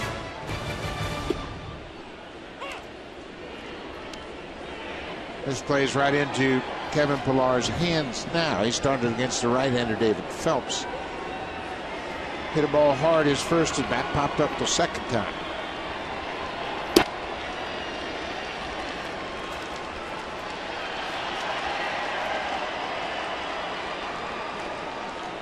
Blue Jays did a really good job against David Phelps, making him work. Last time out, he tied his career high with 115 pitches. When he pitched against the Blue Jays tonight, they made him throw a lot of pitches in just 5 innings. He went 7 innings in that start against the Blue Jays in New York. Them do 2 runs on 6 hits. The only 2 runs came on a Melky Cabrera home run. And they needed him to go deep, and that's why Joe Girardi pushed him a little bit more in that start, and probably why they've backed off of him in this start. Threw 94 pitches tonight, and that was probably enough as far as Girardi was concerned. Yeah, and the bullpen is well rested for the Yankees.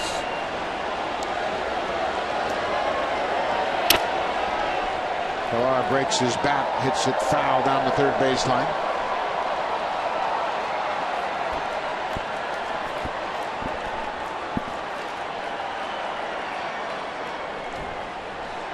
Blue Jays have scored 6 runs on 7 hits.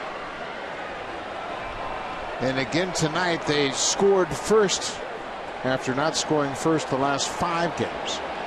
Colby Rasmus with a big 2-run double in the 5th, his first hit of the night. after an extended conversation with Kevin Seitzer.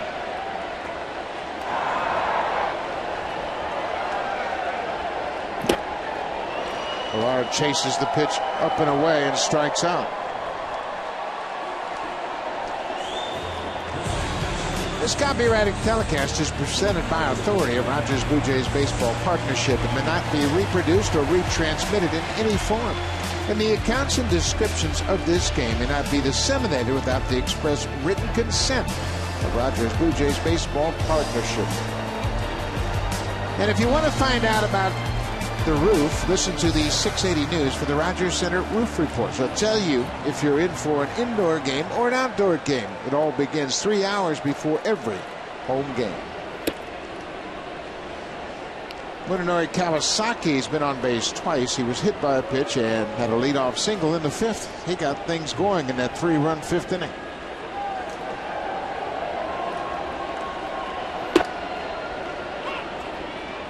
He's the kind of guy I think that drives pitchers crazy because he's got a good eye, not afraid to take a couple of strikes. He'll foul off a lot of pitches and he'll make you work to get him out.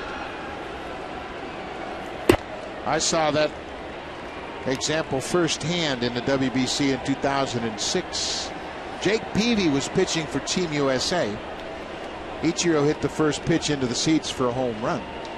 Kawasaki hit a double down the left field line, then Nishioka hit a double down the right field line. Frustrated Jake Peavy. This time Kawasaki grounds out to end the inning. 3 up, 3 down for Matt Thornton. Will go to the 7th. Mark Burley has a 5-run lead.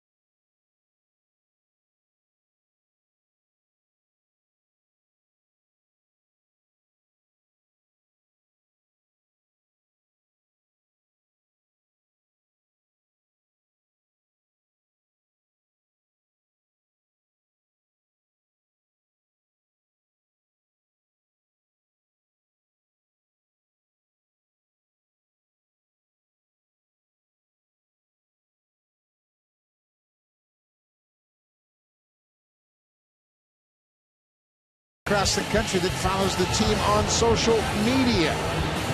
This inning we salute AWOL13 from Peterborough, Ontario. You'll be receiving your own hashtag Maple Jays t-shirt signed by Brett Laurie. Thanks for being a great fan. And there's another guy that's on Twitter. You think Gruber knows how to do that stuff? No, someone's telling him what to do right now. No, that's great to see Kelly Gruber. Kelly Gruber here in the ballpark tonight on Connect with the Jays night. Those are some pretty good seats. He's got connections. We're in the 7th. Carlos Beltran will lead things off. It's a 2-0 count to Beltran. Steve Tollefson pinch hit for Juan Francisco. He takes over at third. You play third base behind Mark Burley, you better be on your toes. Yeah, you're going to get a lot of action. He likes to use that change up to the righties. He'll also use that cutter to the righties, and chances are they'll pull it right to you.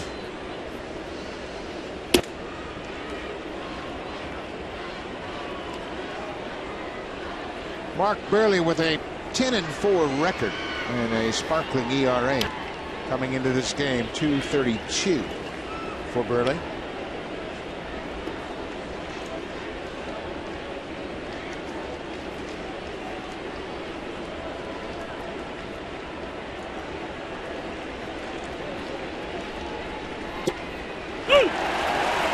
3. There's that inside fastball that works so effectively for Burley. That's just his 3rd strikeout tonight. That has been golden for him this year. Fastball on the inner half where he locks up those right-handers. It's high enough, it's over the plate, and it's his 3rd strikeout. There's a line drive to left. Melky Cabrera is not going to get there. He cuts it off, then drops it, and drops it again. So that'll allow Brian McCann to get to second. It should be a 1-out double. McCann's 2nd hit of the night.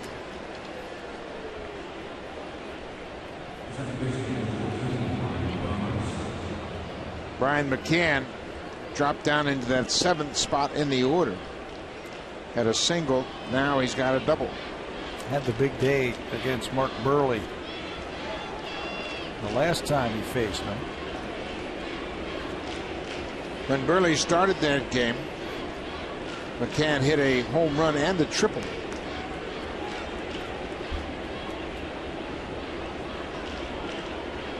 He hit the 2-run home run off Burley in the 4th.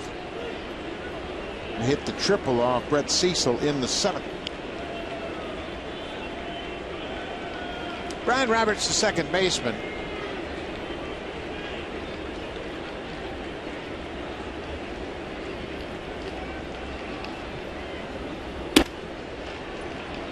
He was taking all the way. It's 2-0.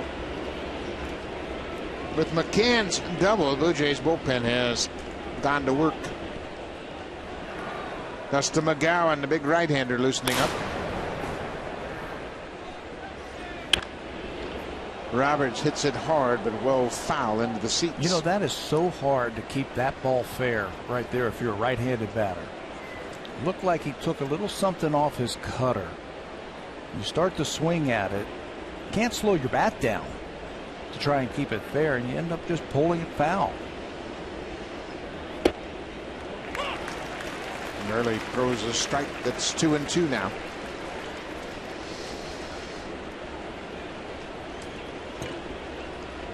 This is the 445th start of Mark Burley's career.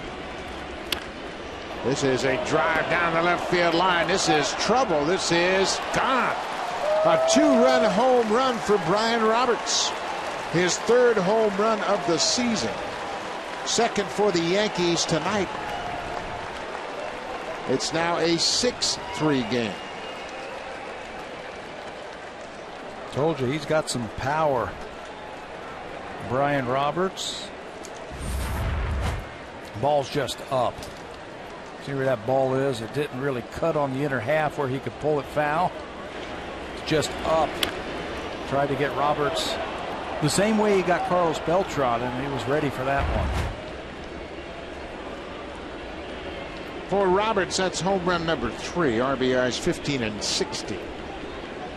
Pete Walker out to give Murley a little breather here. Just still 1 out. We're in the 7th inning. Dustin McGowan is loosening up for the Blue Jays behind Mark Burley. The hits are even at 7 apiece.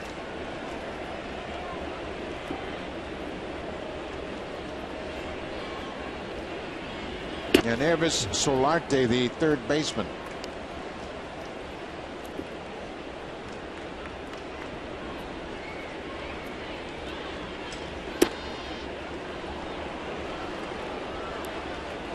Throwing some patience out there now. Solarte, that's got to get the ball down. I'm guessing he'll face Solarte, then Gardner, and then that'll be it. Rasmus backs up, makes the catch. Solarte is retired. 2 down now in the 7th.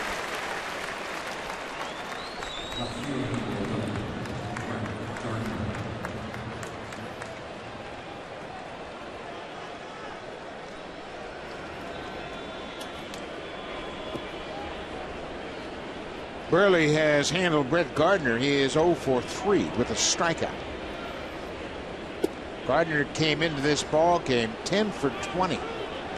against Mark Burley, a 500 average. Yeah, and in that game that the Blue Jays just played when Burley pitched back at Yankee Stadium, Brett Gardner was 3 for 3 off of Mark.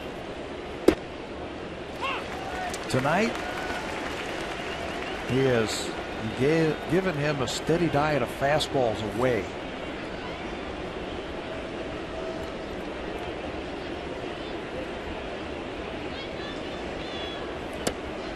Changeup, and he wouldn't chase.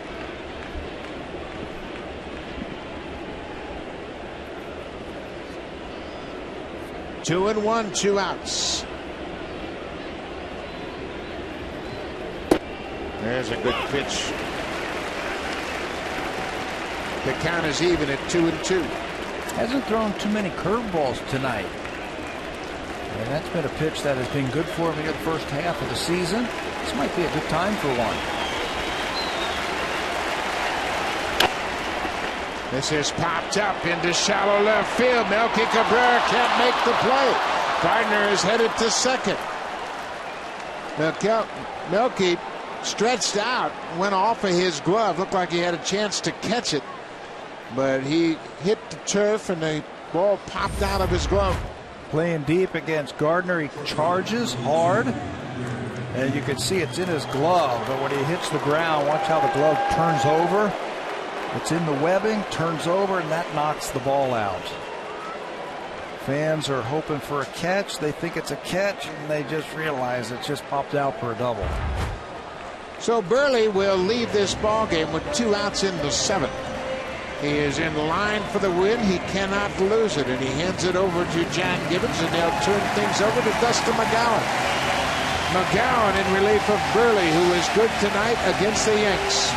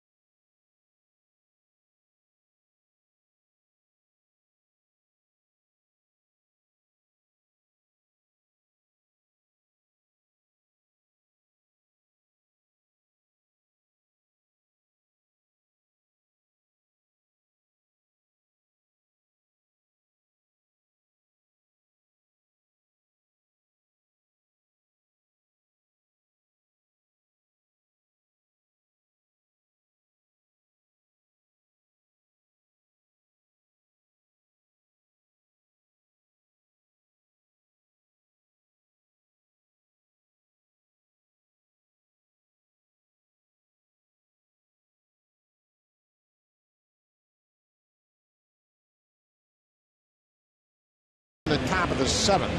McGowan, making his 23rd appearance, has been terrific working out of the bullpen. Yeah, last worked 4 days ago in that comeback win by the Blue Jays against the Cincinnati Reds. Dustin was the winner in that ball game to win his 4th game of the season. 3 up, 3 down in the 8th inning before the Blue Jays scored 5 in the 9th. First man he will face is Derek Jeter. And this is what Jeter did against Mark Burley back in the 6th inning. A leadoff home run, the 2nd of the season. Got the Yankees on the board. So Brett Gardner knocks Burley out with his first hit of the night, a blue double off the glove of Melky Cabrera. Jeter is 8 for 24 against McGowan. That's a .333 average. Mark Burley can win it, he can't lose it. It would be his 2nd career win against the Yankees. Blue Jays lead at 6-3.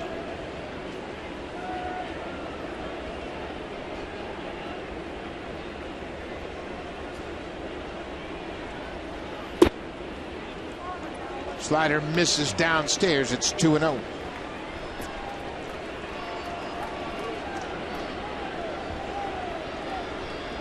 McGowan has been able to use fastball slider since moving to the bullpen. It's been a very effective combination for him. He's been very aggressive with both of those pitches, throwing a lot of strikes. Pulls that one outside. It's 3-0. Jacoby Ellsbury is on deck.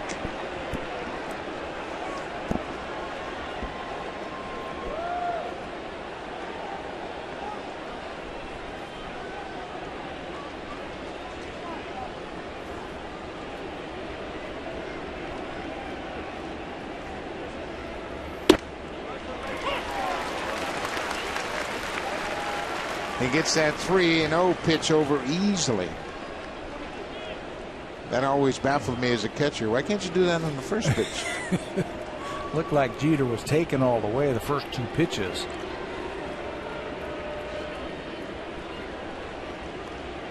3-1, 2 outs. Jeter takes a walk. McGowan comes in and walks the first man he faces here, and that'll bring the tying run to the plate. Jacoby Ellsbury.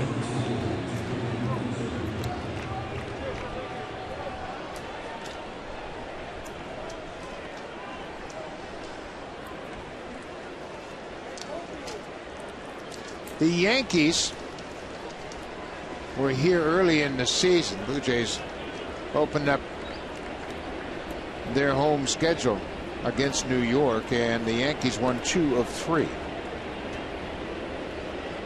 McGowan was the loser opening night here against Tanaka.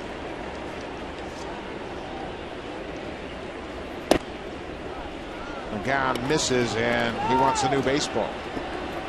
Tried to turn over that fastball. His ball moves a lot. He can almost set up in the middle of the plate, aim for the middle of the plate, and have that sinker take it to the corner. Ellsbury has had good numbers against McGowan in his career. He is 4 for 9 against McGowan. 2 outs, 2 on.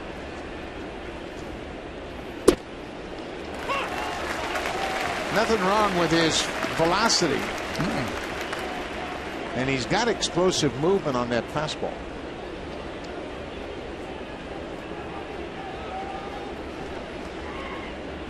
Yankees have scored 2 in their half of the 7th. Ellsbury loves the fastball down and in. That's the ball that he can turn on. There's a base hit to left. Gardner's being waved home. Here comes the throw. Cabrera throws it on line, but it gets away. McGowan backs up the play, and the runners move up to second and third, and now it's a 2-run game. Ellsbury, with his second hit of the night, drives in his 32nd run. Gardner, with great speed, scored. Yeah, no chance to get Gardner. 2 outs. He's running on the crack of the bat. They would have had to have taken a perfect throw by Melky Cabrera, and you can see it bounce twice away from the catcher. So the runners move up, and Blue Jays had a 6-0 lead, and the Yankees have scrapped back to get the tying runs in the scoring position. It is the first error of the season charged to Melky Cabrera. Aaron Loop, the left-hander, getting loose. Ellsbury picks up the RBI. Jeter ends up at third. Ellsbury at second.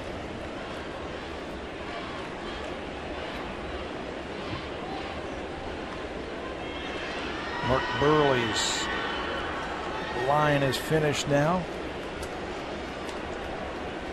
with that base hit by Ellsbury. He'll be charged with 3 runs. Check that, 4 runs in 6 2/3. Mark Teixeira now batting left-handed for the first time tonight. Runners at second and third.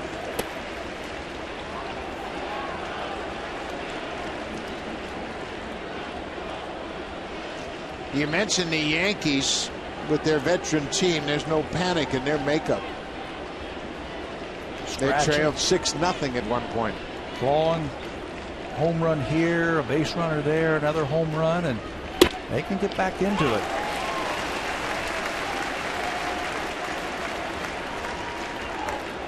The Yankees have a 5-2 edge in the season series.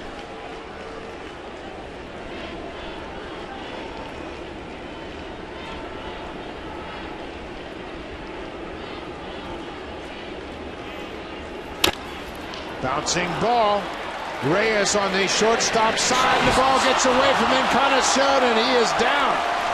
He is injured as Teixeira collided with Encarnacion. 2 runs come in to score, but right now the concern is Edwin Encarnacion. George Poulos and John Gibbons out to check on their first baseman, but Edwin, in an effort to take the low throw from Reyes, got in the baseline, ran into Teixeira. Looked like an accident at first base.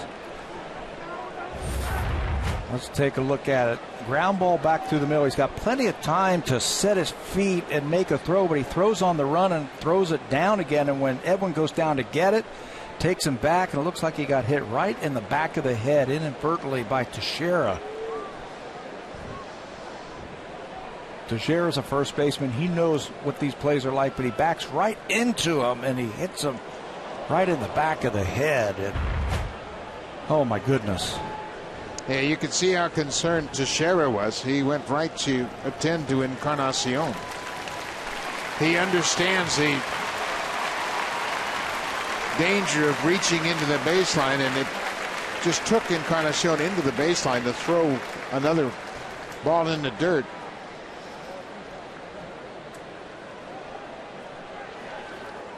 Anytime a player is hit in the head, whether it's with a thrown ball or a collision with a player, you make sure you take care of the concussion test to make sure that that's not an issue. Yeah, that's what George Poulos is looking at right now.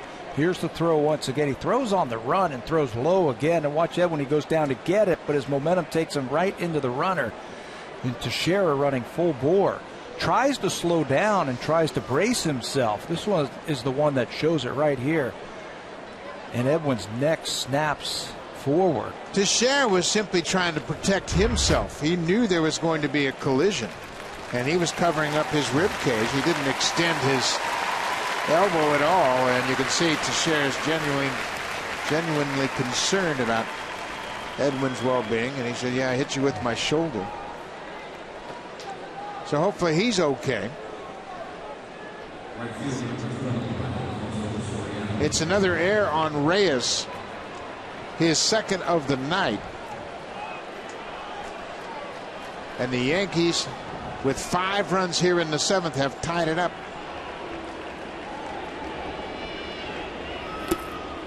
And Mark Burley gets a no decision. Still stuck on 1 win versus the Yankees. Alfonso Soriano is the 9th Yankee to bat here in the 7th.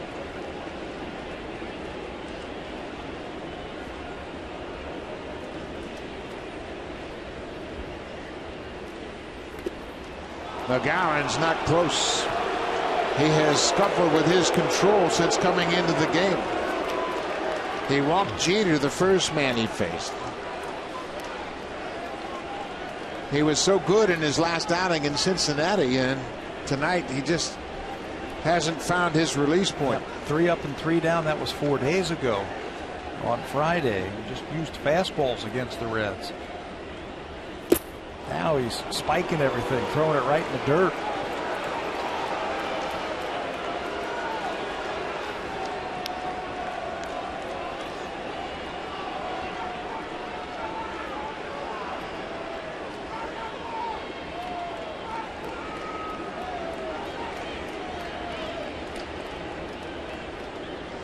Three 3-0 to Soriano.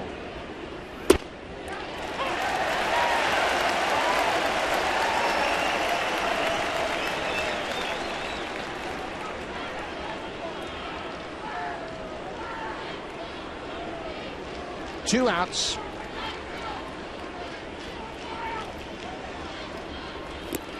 Wild swing by Soriano helped out McGowan. Boy, that was ball 4 right there. Soriano helped him out by swinging at that slider. He was guessing heater all the way. The Yankees have scored 5 runs on 4 hits, a walk, and an error. 2 errors in this inning. There goes Teixeira. Ball is pulled foul outside of third. Melky Cabrera committed an error on the throw to the plate when it got away from the catcher and the pitcher, and the runners moved up. His first error of the season. Reyes has committed 2 errors tonight. Both throwing. We're good again. Another 3-2 pitch. Another foul back.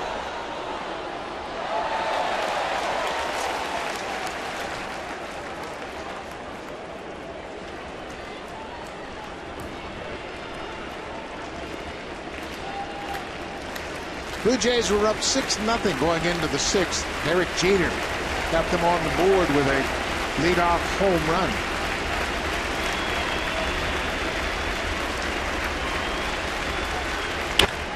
There's a base hit to left. Teixeira will stop at second. And John Gibbons has made the call to the pen.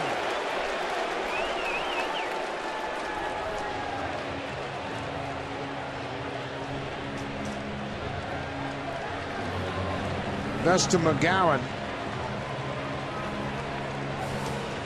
entered the ball game and walked Jeter. Gave up a RBI single to Ellsbury. Had a ground ball, but then the error by Reyes and a base hit by Soriano. Aaron Loup into the game to face the switch hitter Carlos Beltran when we come back. It's a 6-6 game.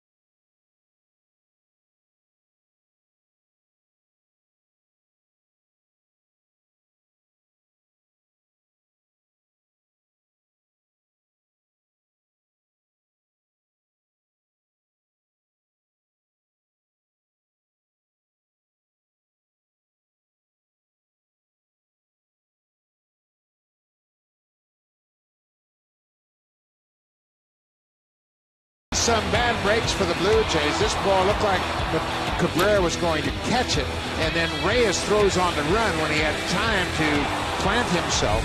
Teixeira ran into Encarnacion, who has stayed into the game, and now Aaron Loup takes over for Dustin McGowan. McGowan did not record an out, and now Loup tries to keep it a tie game.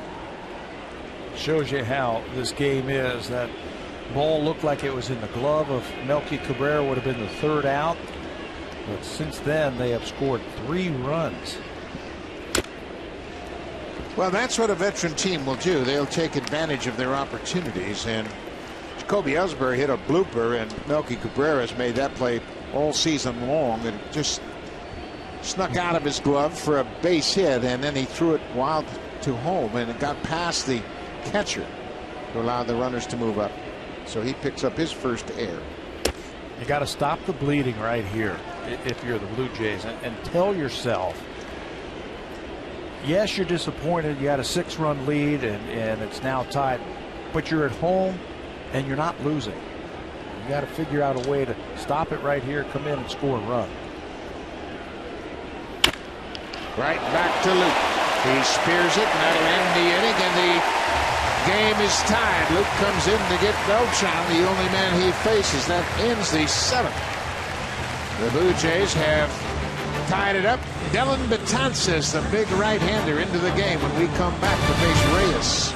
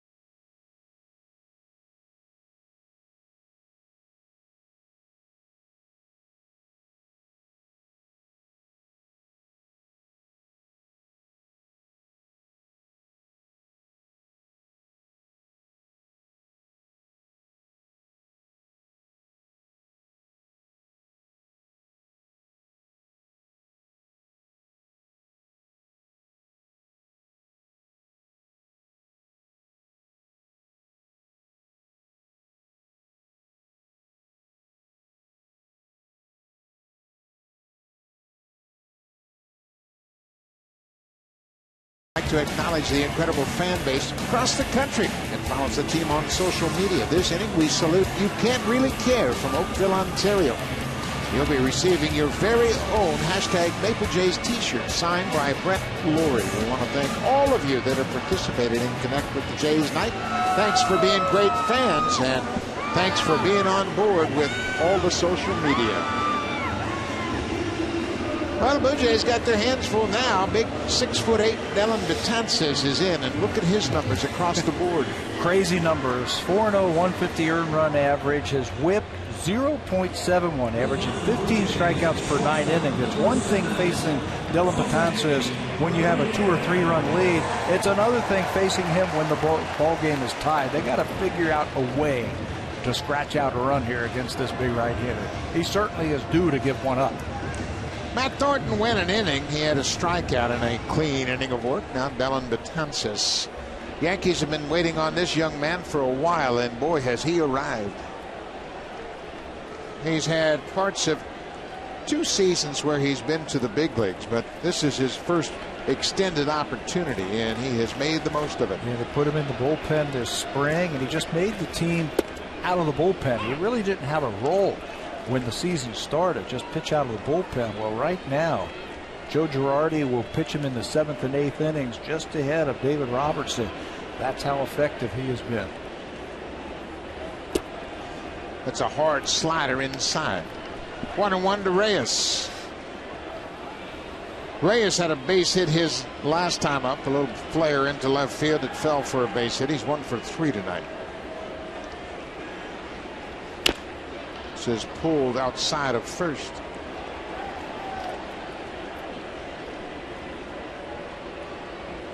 Dylan Betances' slider is nearly unhittable. He gets 56% swings and misses on his breaking ball. That's the best in baseball. That is ridiculous. That's why he's got so many strikeouts. He can also blow one by you.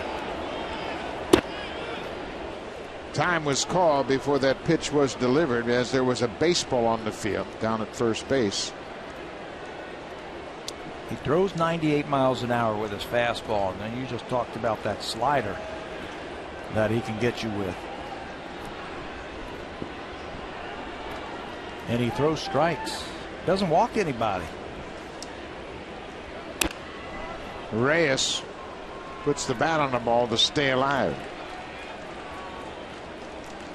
6-6 ball game, and you're right. Blue Jays are home. They're tied. Just got to figure out how to scratch out a run.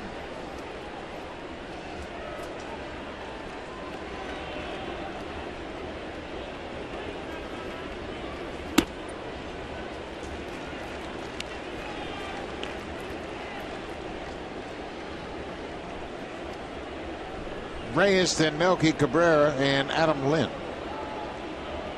Melky has not gotten a hit tonight. He is 0 for 3. Down and in. Full count. Cabrera with a 20-game hit streak against the Yankees on the line. Sure, he's more concerned about Blue Jays winning than extending his personal hit streak. Ground ball to Teixeira, wide of first, throws to Betances on the run, and Reyes is retired. Teixeira's made a couple of good plays over at first here tonight. He's such a fine fielder with a good arm, soft hands, great range over there for a big man. Plus, now the target he is going to be throwing to stands 6'8". You can't throw the ball over his head. With that great reach, finishes off the play. Look how big he is to finish off that play. The throw was actually a little bit behind Betances, but he has that big wingspan, and he was able to make the play easily. Melky Cabrera with one out.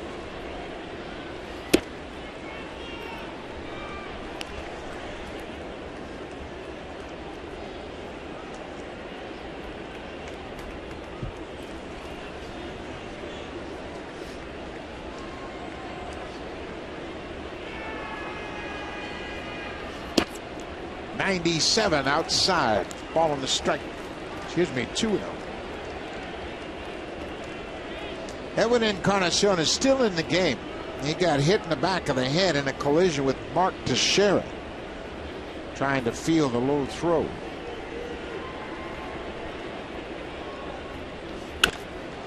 This has popped into the outfield. Brian Roberts, the second baseman. Now Soriano, the right fielder, calls him off. 2 down.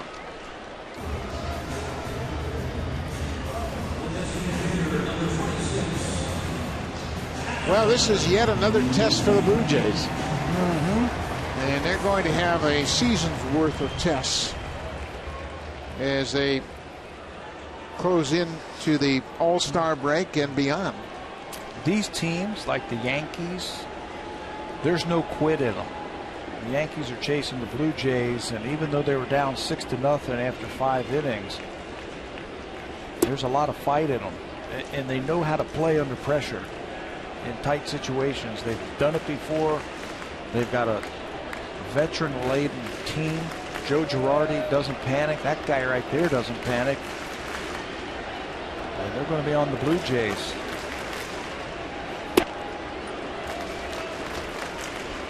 (2-0) to Adam Lynn.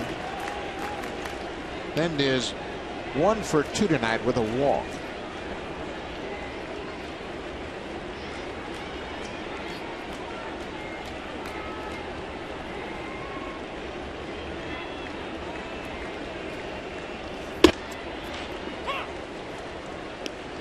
.98. How in the world did Dellin Betances last until the 8th round of the draft? Local guy too, wasn't he? Brooklyn, New York. But what about the other 29 teams? Boy, it's not only hard, but it's in a good spot. In a good spot at way above average. 97, 98, and you talk about that wipeout breaking ball. We got 70 strikeouts already this year with 11 walks. There's that slider, and Lynn hit that foot again. That's what knocked him out of the lineup originally. He's got the pad on it. You can see it strapped right on top of his shoe. That's right where he got hit in Baltimore.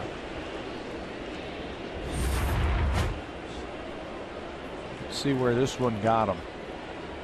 Same spot. Yeah, right on top of that protective guard he has on his foot. And that area is very, very tender, obviously. Not much protection on top of your foot. A whole bunch of small little bones there. So he's got that protective pad on top of it, trying to regroup and gather himself before he steps back in. It protects it, but it doesn't take the sting out of it. You can still feel it. And I think he still feels it.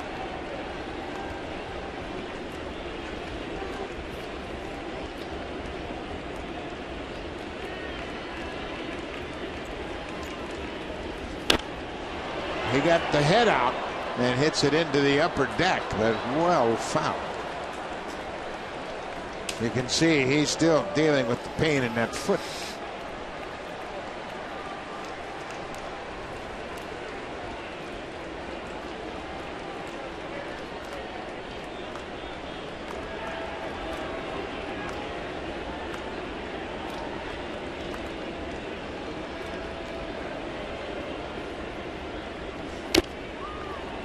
Another nasty slider. He's able to get a piece of it. 2 outs. We're in the bottom of the 7th. The Yankees scored 5 runs in the top half of the inning.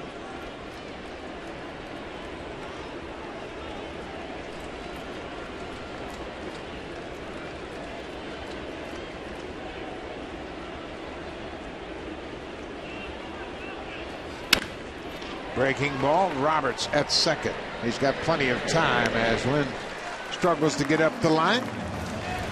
Dylan Betances retires the side in order. We'll go to the 8th. It's a 6-6 game. Brian McCann will lead things off when we come back.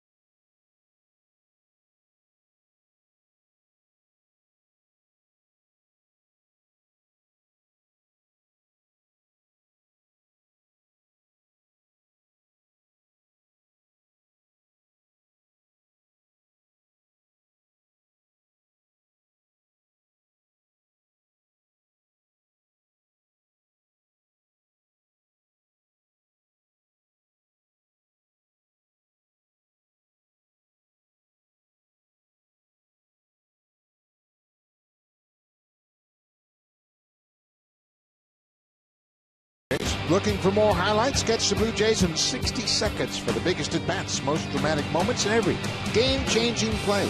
Blue Jays in 60 seconds after every game, only on Sportsnet.ca. Aaron Loop was set to deliver, and McCann had asked for time. Looks like he's got something in his eye. Wanted to get a little break.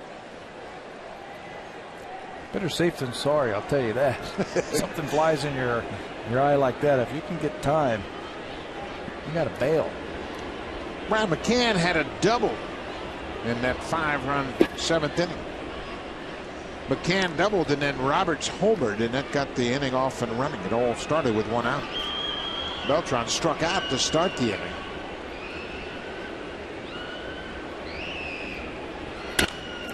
McCann drives it to center field. Colby Rasmus on the run. Another fine catch by Rasmus.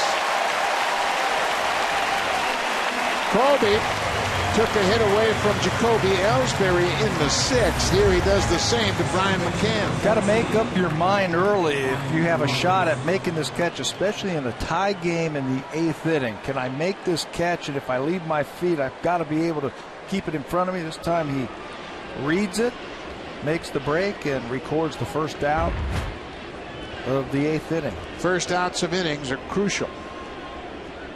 Brian Roberts has a double and a home run tonight.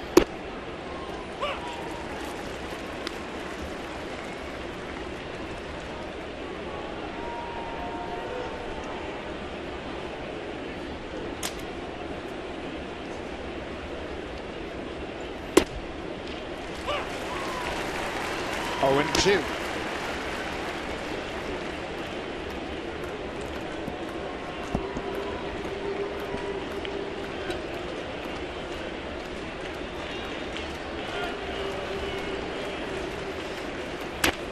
Breaking ball pulled to short. Reyes in time. Roberts is retired. 2 down. Mark Burley pitched very well tonight once again, and he got some run support. At one point he was up 6-0. He goes 6 2/3. He gives up 8 hits, 4 earned runs. He didn't walk a batter, and he had 3 strikeouts. He gave up home runs to Jeter and Brian Roberts, but he will end up with a no decision tonight. Yeah, left after the bloop double by Gardner. That was in Melky's glove and then out. And then the bullpen could not hold the lead for him, so he'll have another no decision. You know what? That's just his second no decision of the season. Burley has, pitched so well this year. He's gotten decisions in every game but one until tonight. His 16th start, he had a 10-4 record, and he had pitched very well.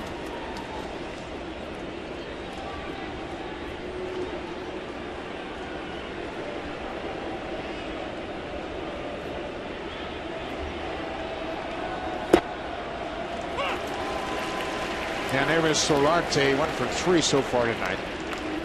Continues to bat right-handed. He's a switch hitter.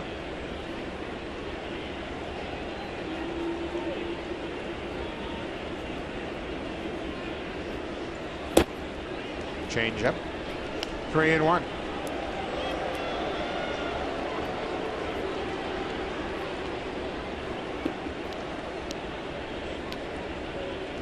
Brett Gardner had that double in the 7th, his first hit of the night.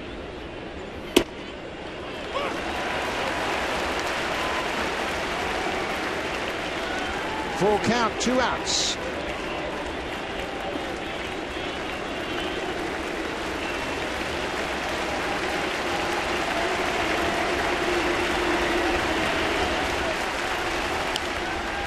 Bouncing ball, Tollison at third, throws on the run in time. Nice play by Steve Tollison to end the top half of the 8th. It's a 6-6 game. Now it's time for a Blue Jays Central update. Here's Jamie Campbell and Greg Zong. This game puts 48 million who volunteered to be a designated driver.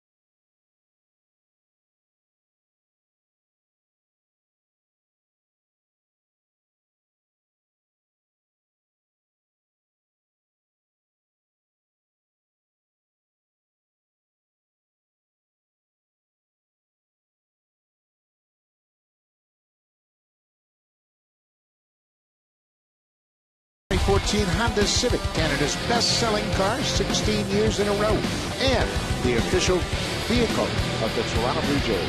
Fourth inning, couple runners on. Diamondbacks takes his breaking ball from David Phelps, and he's going to deposit it into the stands for a 3-run home run. Got the Blue Jays on the board early. That is our drive of the game. It's also tomorrow's 4th home run of the season. John Navarre has been swinging a red-hot bat of late. Edwin Encarnacion goes after the first pitch and pops it over the Yankees dugout, out of play. There's been a scoring change, as we thought there might be back in the 5th inning. Encarnacion hit a ball to the hole at shortstop. Derek Jeter hesitated, looked to third, looked to second, threw to first, but Encarnacion beat it out. Originally it was scored a fielder's choice, and they got it right. They gave Encarnacion a base hit. So he is 2 for 3 tonight. His average currently at .277.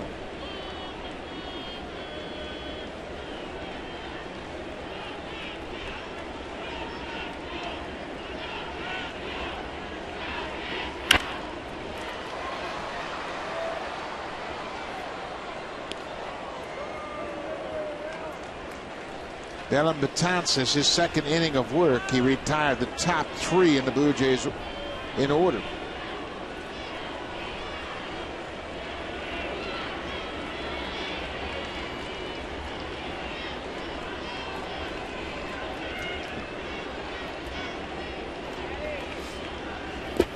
Breaking ball in the dirt. The appeal down to Scott Berry. He confirms there was no swing. Edwin Encarnacion leads the majors in home runs and RBIs. More than likely, he's headed to the All-Star game. If he's not, it's a crime. Yeah, something's wrong. Big bending breaking ball. He had to bail out. That'll bend your knees, I'll tell you that. He throws so hard, you have to respect his fastball. And one of those breaking balls gets away from you. Colby Rasmus had a 2-run single in the 5th, part of that 3-run 5th inning. Full count. Leadoff walk. It's ball 4. Encarnacion, he wanted to hit. There's a guy that wants to hit. Jose Bautista on the bench. He's dealing with that hamstring issue, and hopefully he'll be back in a couple of days. Now it's time for the play of the game, brought to you by Hungry Man. Try new pulled pork. Well, Colby Rasmus has the bases loaded, hooks on the first pitch, and comes about a foot short of a grand slam. It'll turn out to be a 2-run single. Edwin Encarnacion would come home. When they tried to get Rasmus in a rundown, he would slide safe back into first base. So 3 runs scored and another foot and a half, and the Blue Jays have 7 runs instead of 6. Colby Rasmus is a terrific fastball hitter. We saw that firsthand when he took Tommy Hunter deep in Baltimore earlier. A 98-mile-an-hour fastball. Betances has come out of his delivery now. Yeah, trying to overthrow that fastball to try and throw it by Rasmus. He knows that Colby can turn anybody's fastball around. There's a good veteran move by Brian McCann, going to the mound and saying, hey, big boy, you don't have to try to throw it so hard. It comes out naturally.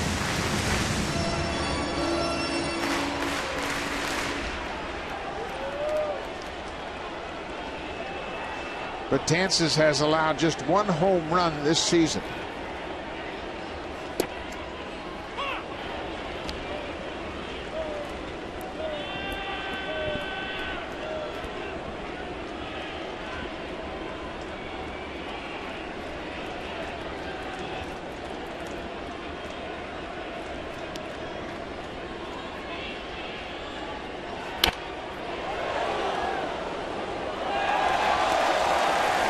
Two balls and 2 strikes.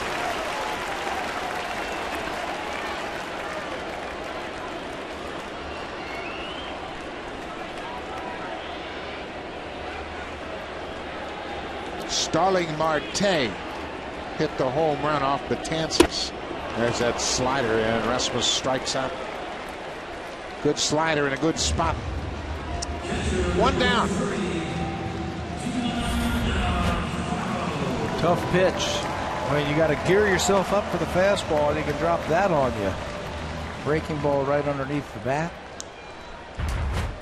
Boy, a very timely visit to the mound by Brian McCann. Yeah, right after he fell behind 2-0, and he got him right back into his delivery.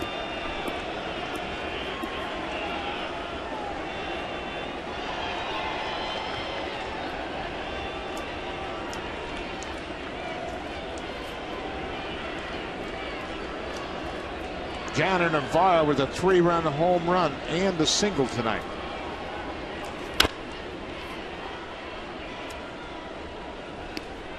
He's swinging the bat well of late.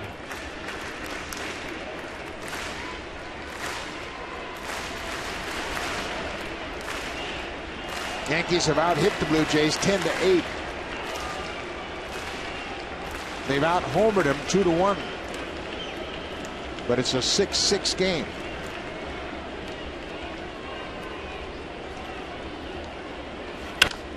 There's a drive to right. That's going to get down in front of Soriano. Encarnacion is going all the way to third. Roberts drops the relay. Brian Roberts tried to rush the relay throw and dropped the baseball. I don't know that they had a shot at Encarnacion. He read it perfectly. How about the base running by Encarnacion? Soriano in right field has to lay back on that base hit by Navarro. It's a line drive. He's got to lay back on it or the ball's going to get by him. Watch him in right field. Lay back, catch it on the big hop, and that'll allow Edwin to head all the way to third base. And now, first and third and just one out. Yankees can expect anything right here. What a job by Encarnacion to get to third with less than 2 outs. Navarro with his 3rd hit of the night. Steve Tallison came into the ball game as a pinch hitter in the 6th. The Yankees infield is in. Roberts and Jeter now discussing their options. Roberts has backed up a little. Yeah, I think if the ball's on the ground and hit hard, they can try and go for 2. Breaking ball, if you're Encarnacion, anticipate that ball in the dirt. The ball just caught the inside corner, not where Betances wanted it. You can see Roberts talking with Derek Jeter now where they want to play. If it's hit softly, they can come home on the ground. If it's hit sharply, they can try and get out of the inning and turn 2. 34 years of experience up the middle.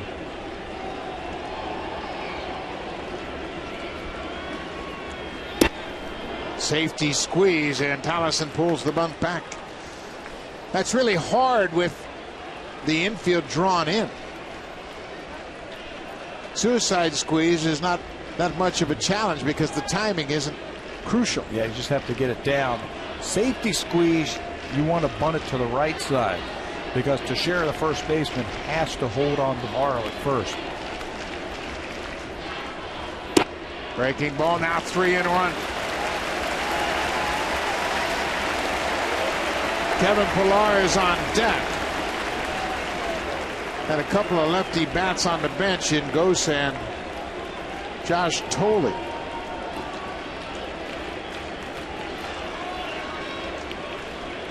Three and one out. Now it's full. Well, now you got to choke up here. As you see Gose start to get ready, choke up. You got to make contact. Encarnacion at third, Navarro at second. The infield is still drawn in. Ball 4. Bases are loaded. 2 walks in the inning.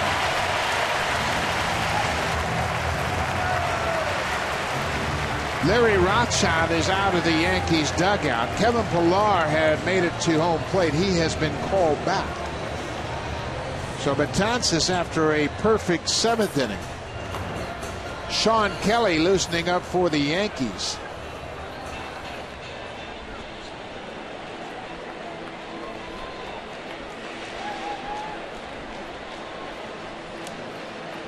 Kevin Seitzer out to talk to Anthony Gose and to Munenori Kawasaki.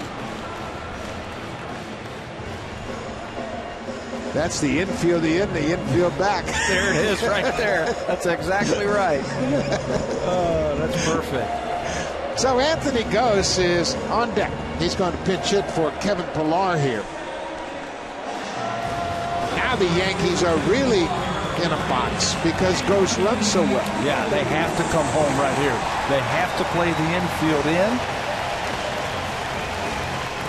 And they have to try and cut that run out off at the plate.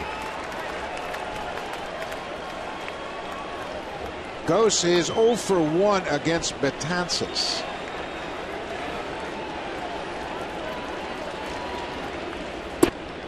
Breaking ball catches the inside corner. A delayed call.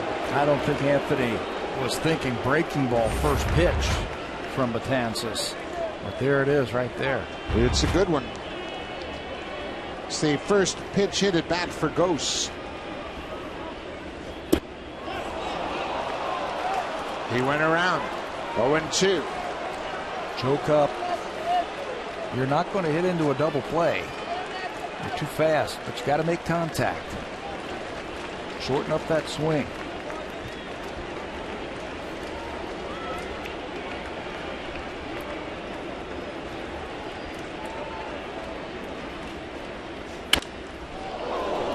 He shortened up that swing and knocked Bautista off his perch and hit the screen, but everybody was bailing out. Melky knocked off his perch. That's a dangerous seat right there. You better get behind a screen. 0-2. Bounced in the dirt. What a job by McCann. He smothered that ball, played it with his body. Boy, the little things within a game. Here's Melky going over. Wow, he went all the way to the bottom of that dugout floor off that bench. That's a big drop.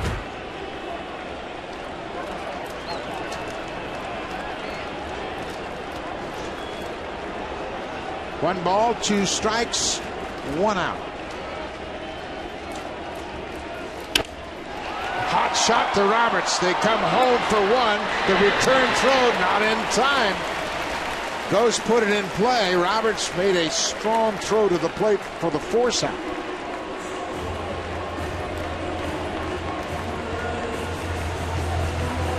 And Gose stays out of the double play.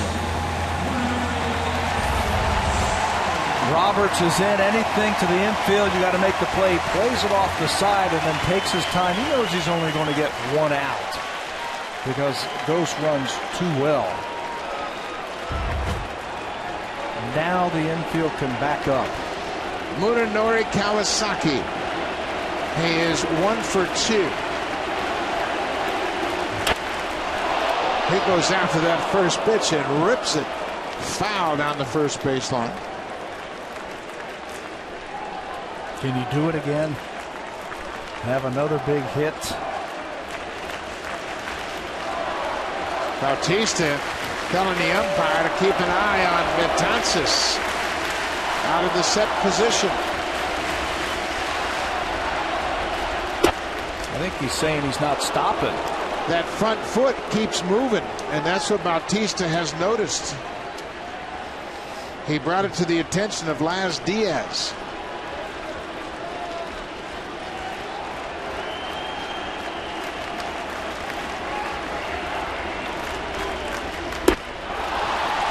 Kawasaki strikes out. 2 strikeouts in the inning. The Blue Jays leave the bases loaded. We'll go to the 9th. It's a 6-6 barn burner.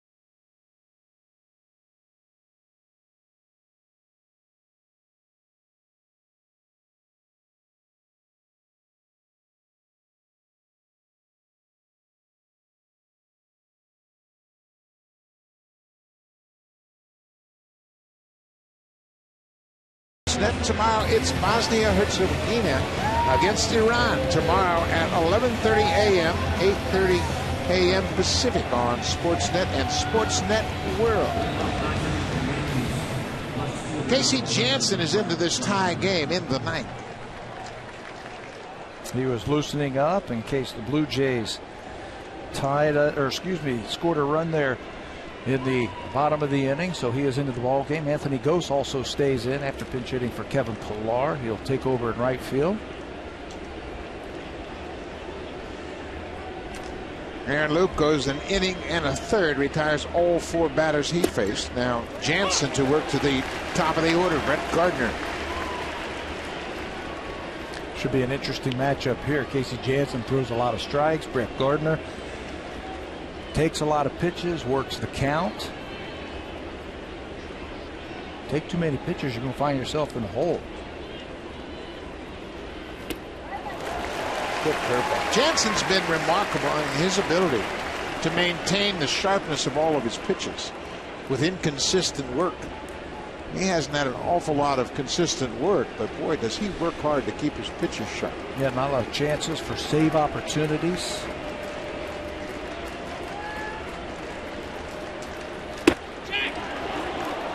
As Diaz said, no swing down at third. Well, Gardner's a guy you got to keep off base. Fastball up, and Gardner holds up.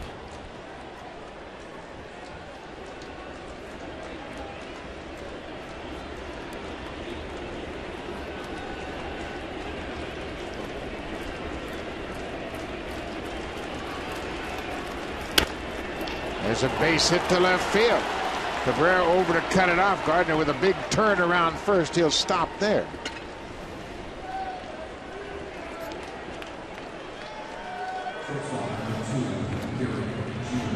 Reminder, folks, right after this game, it'll be connected on 4 channels, and the Red Sox and Mariners, they have just started on Sportsnet 1.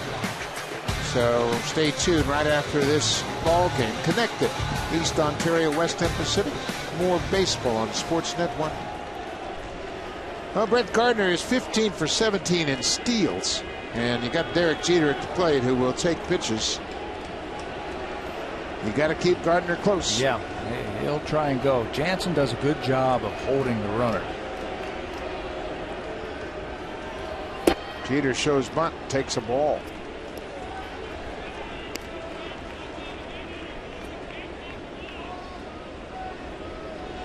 Derek Jeter is just 1 for 15 against Casey Janssen.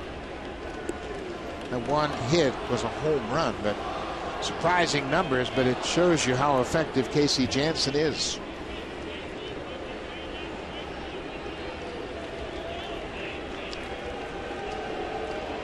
There goes Gardner. Ball is hit right back to Jansen. He hustles after it, and Jeter is out.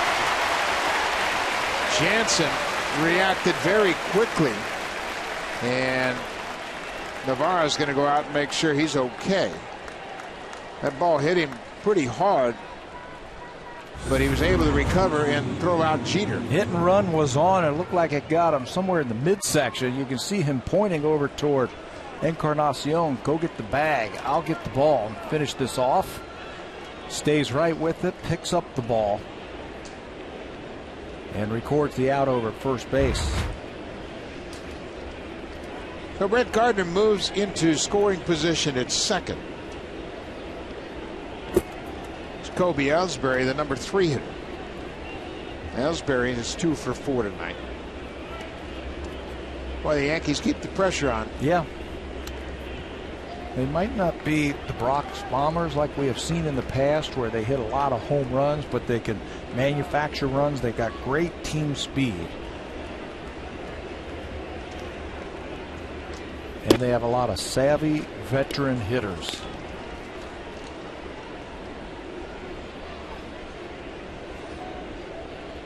Mark Teixeira is one of those savvy veterans. He's on deck. He's hitless in 4 at-bats tonight. 1 out. You know, they've also got a guy Sitting on that bench with about 4,000 professional hits. Ichiro Suzuki is available to come off the bench, and you can see he's got his arm pad on already. He's got his hitting gloves on. He's ready to hit. Probably the Soriano spot in the lineup behind Teixeira.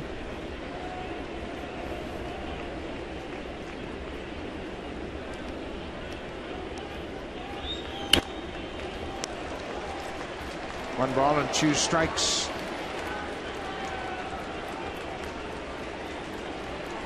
The Blue Jays outfield, they have strong arms. Of course, they don't have Bautista in right. But Cabrera, Rasmus, and Ghost, they all throw well. Melky has 5 assists. Colby has 3. Anthony Ghost has 1.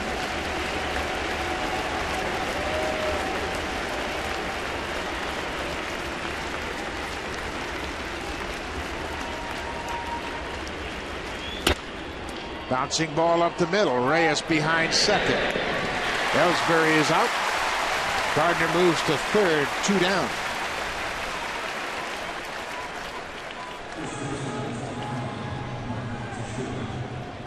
Keeping the pressure on. That's what speed does. Gardner has a single, and now he's at third base. So now Mark Teixeira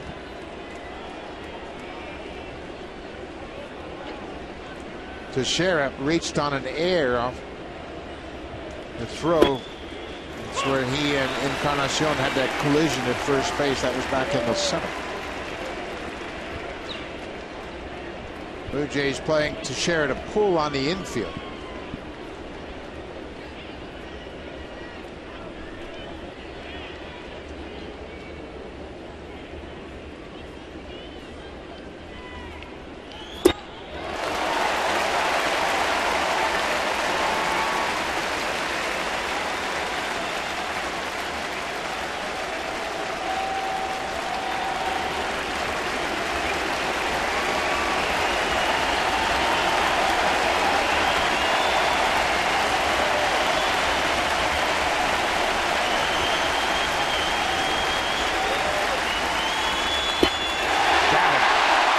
Casey Jansen strikes out Teixeira, leaves the go-ahead run at third. We'll go to the bottom of the ninth. It's a 6-6 game.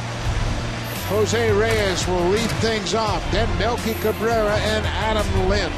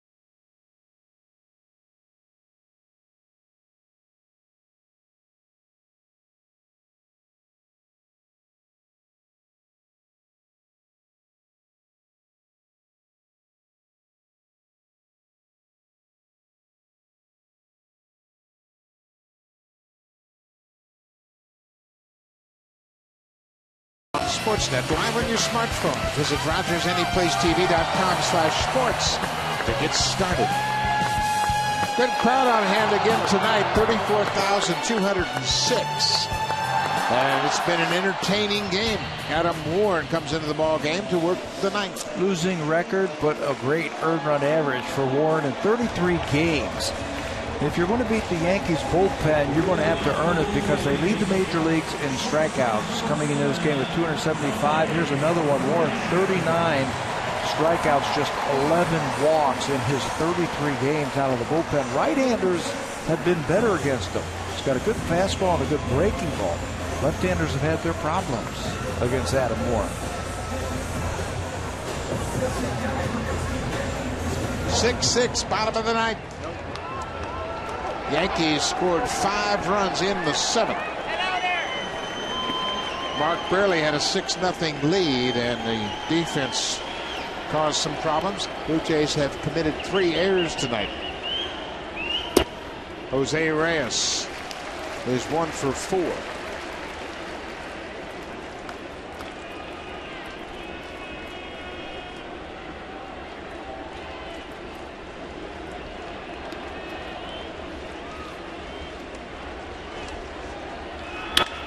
There's a drive to right. This is going to get down and go up against the wall. Reyes is headed for second. Here's the throw from Soriano, not in time.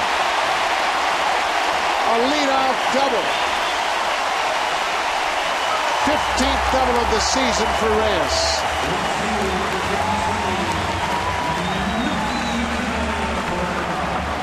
It's a good start. Here in the bottom of the ninth inning, you get Reyes' speed on the bases, and you got him in scoring position already. Waits back on that pitch, hits it down the right field line, and hustles this one into second base.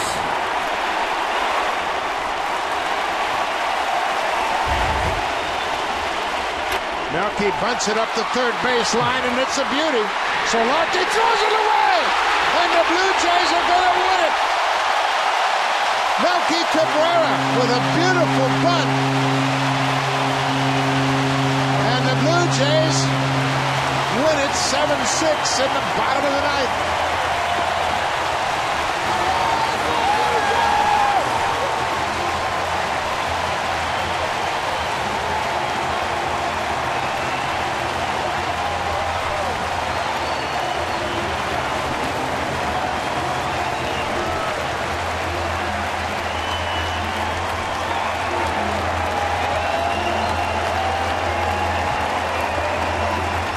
Earlier about the Blue Jays, they were disappointed after giving up that 6-run lead, but it was only tied and they were at home.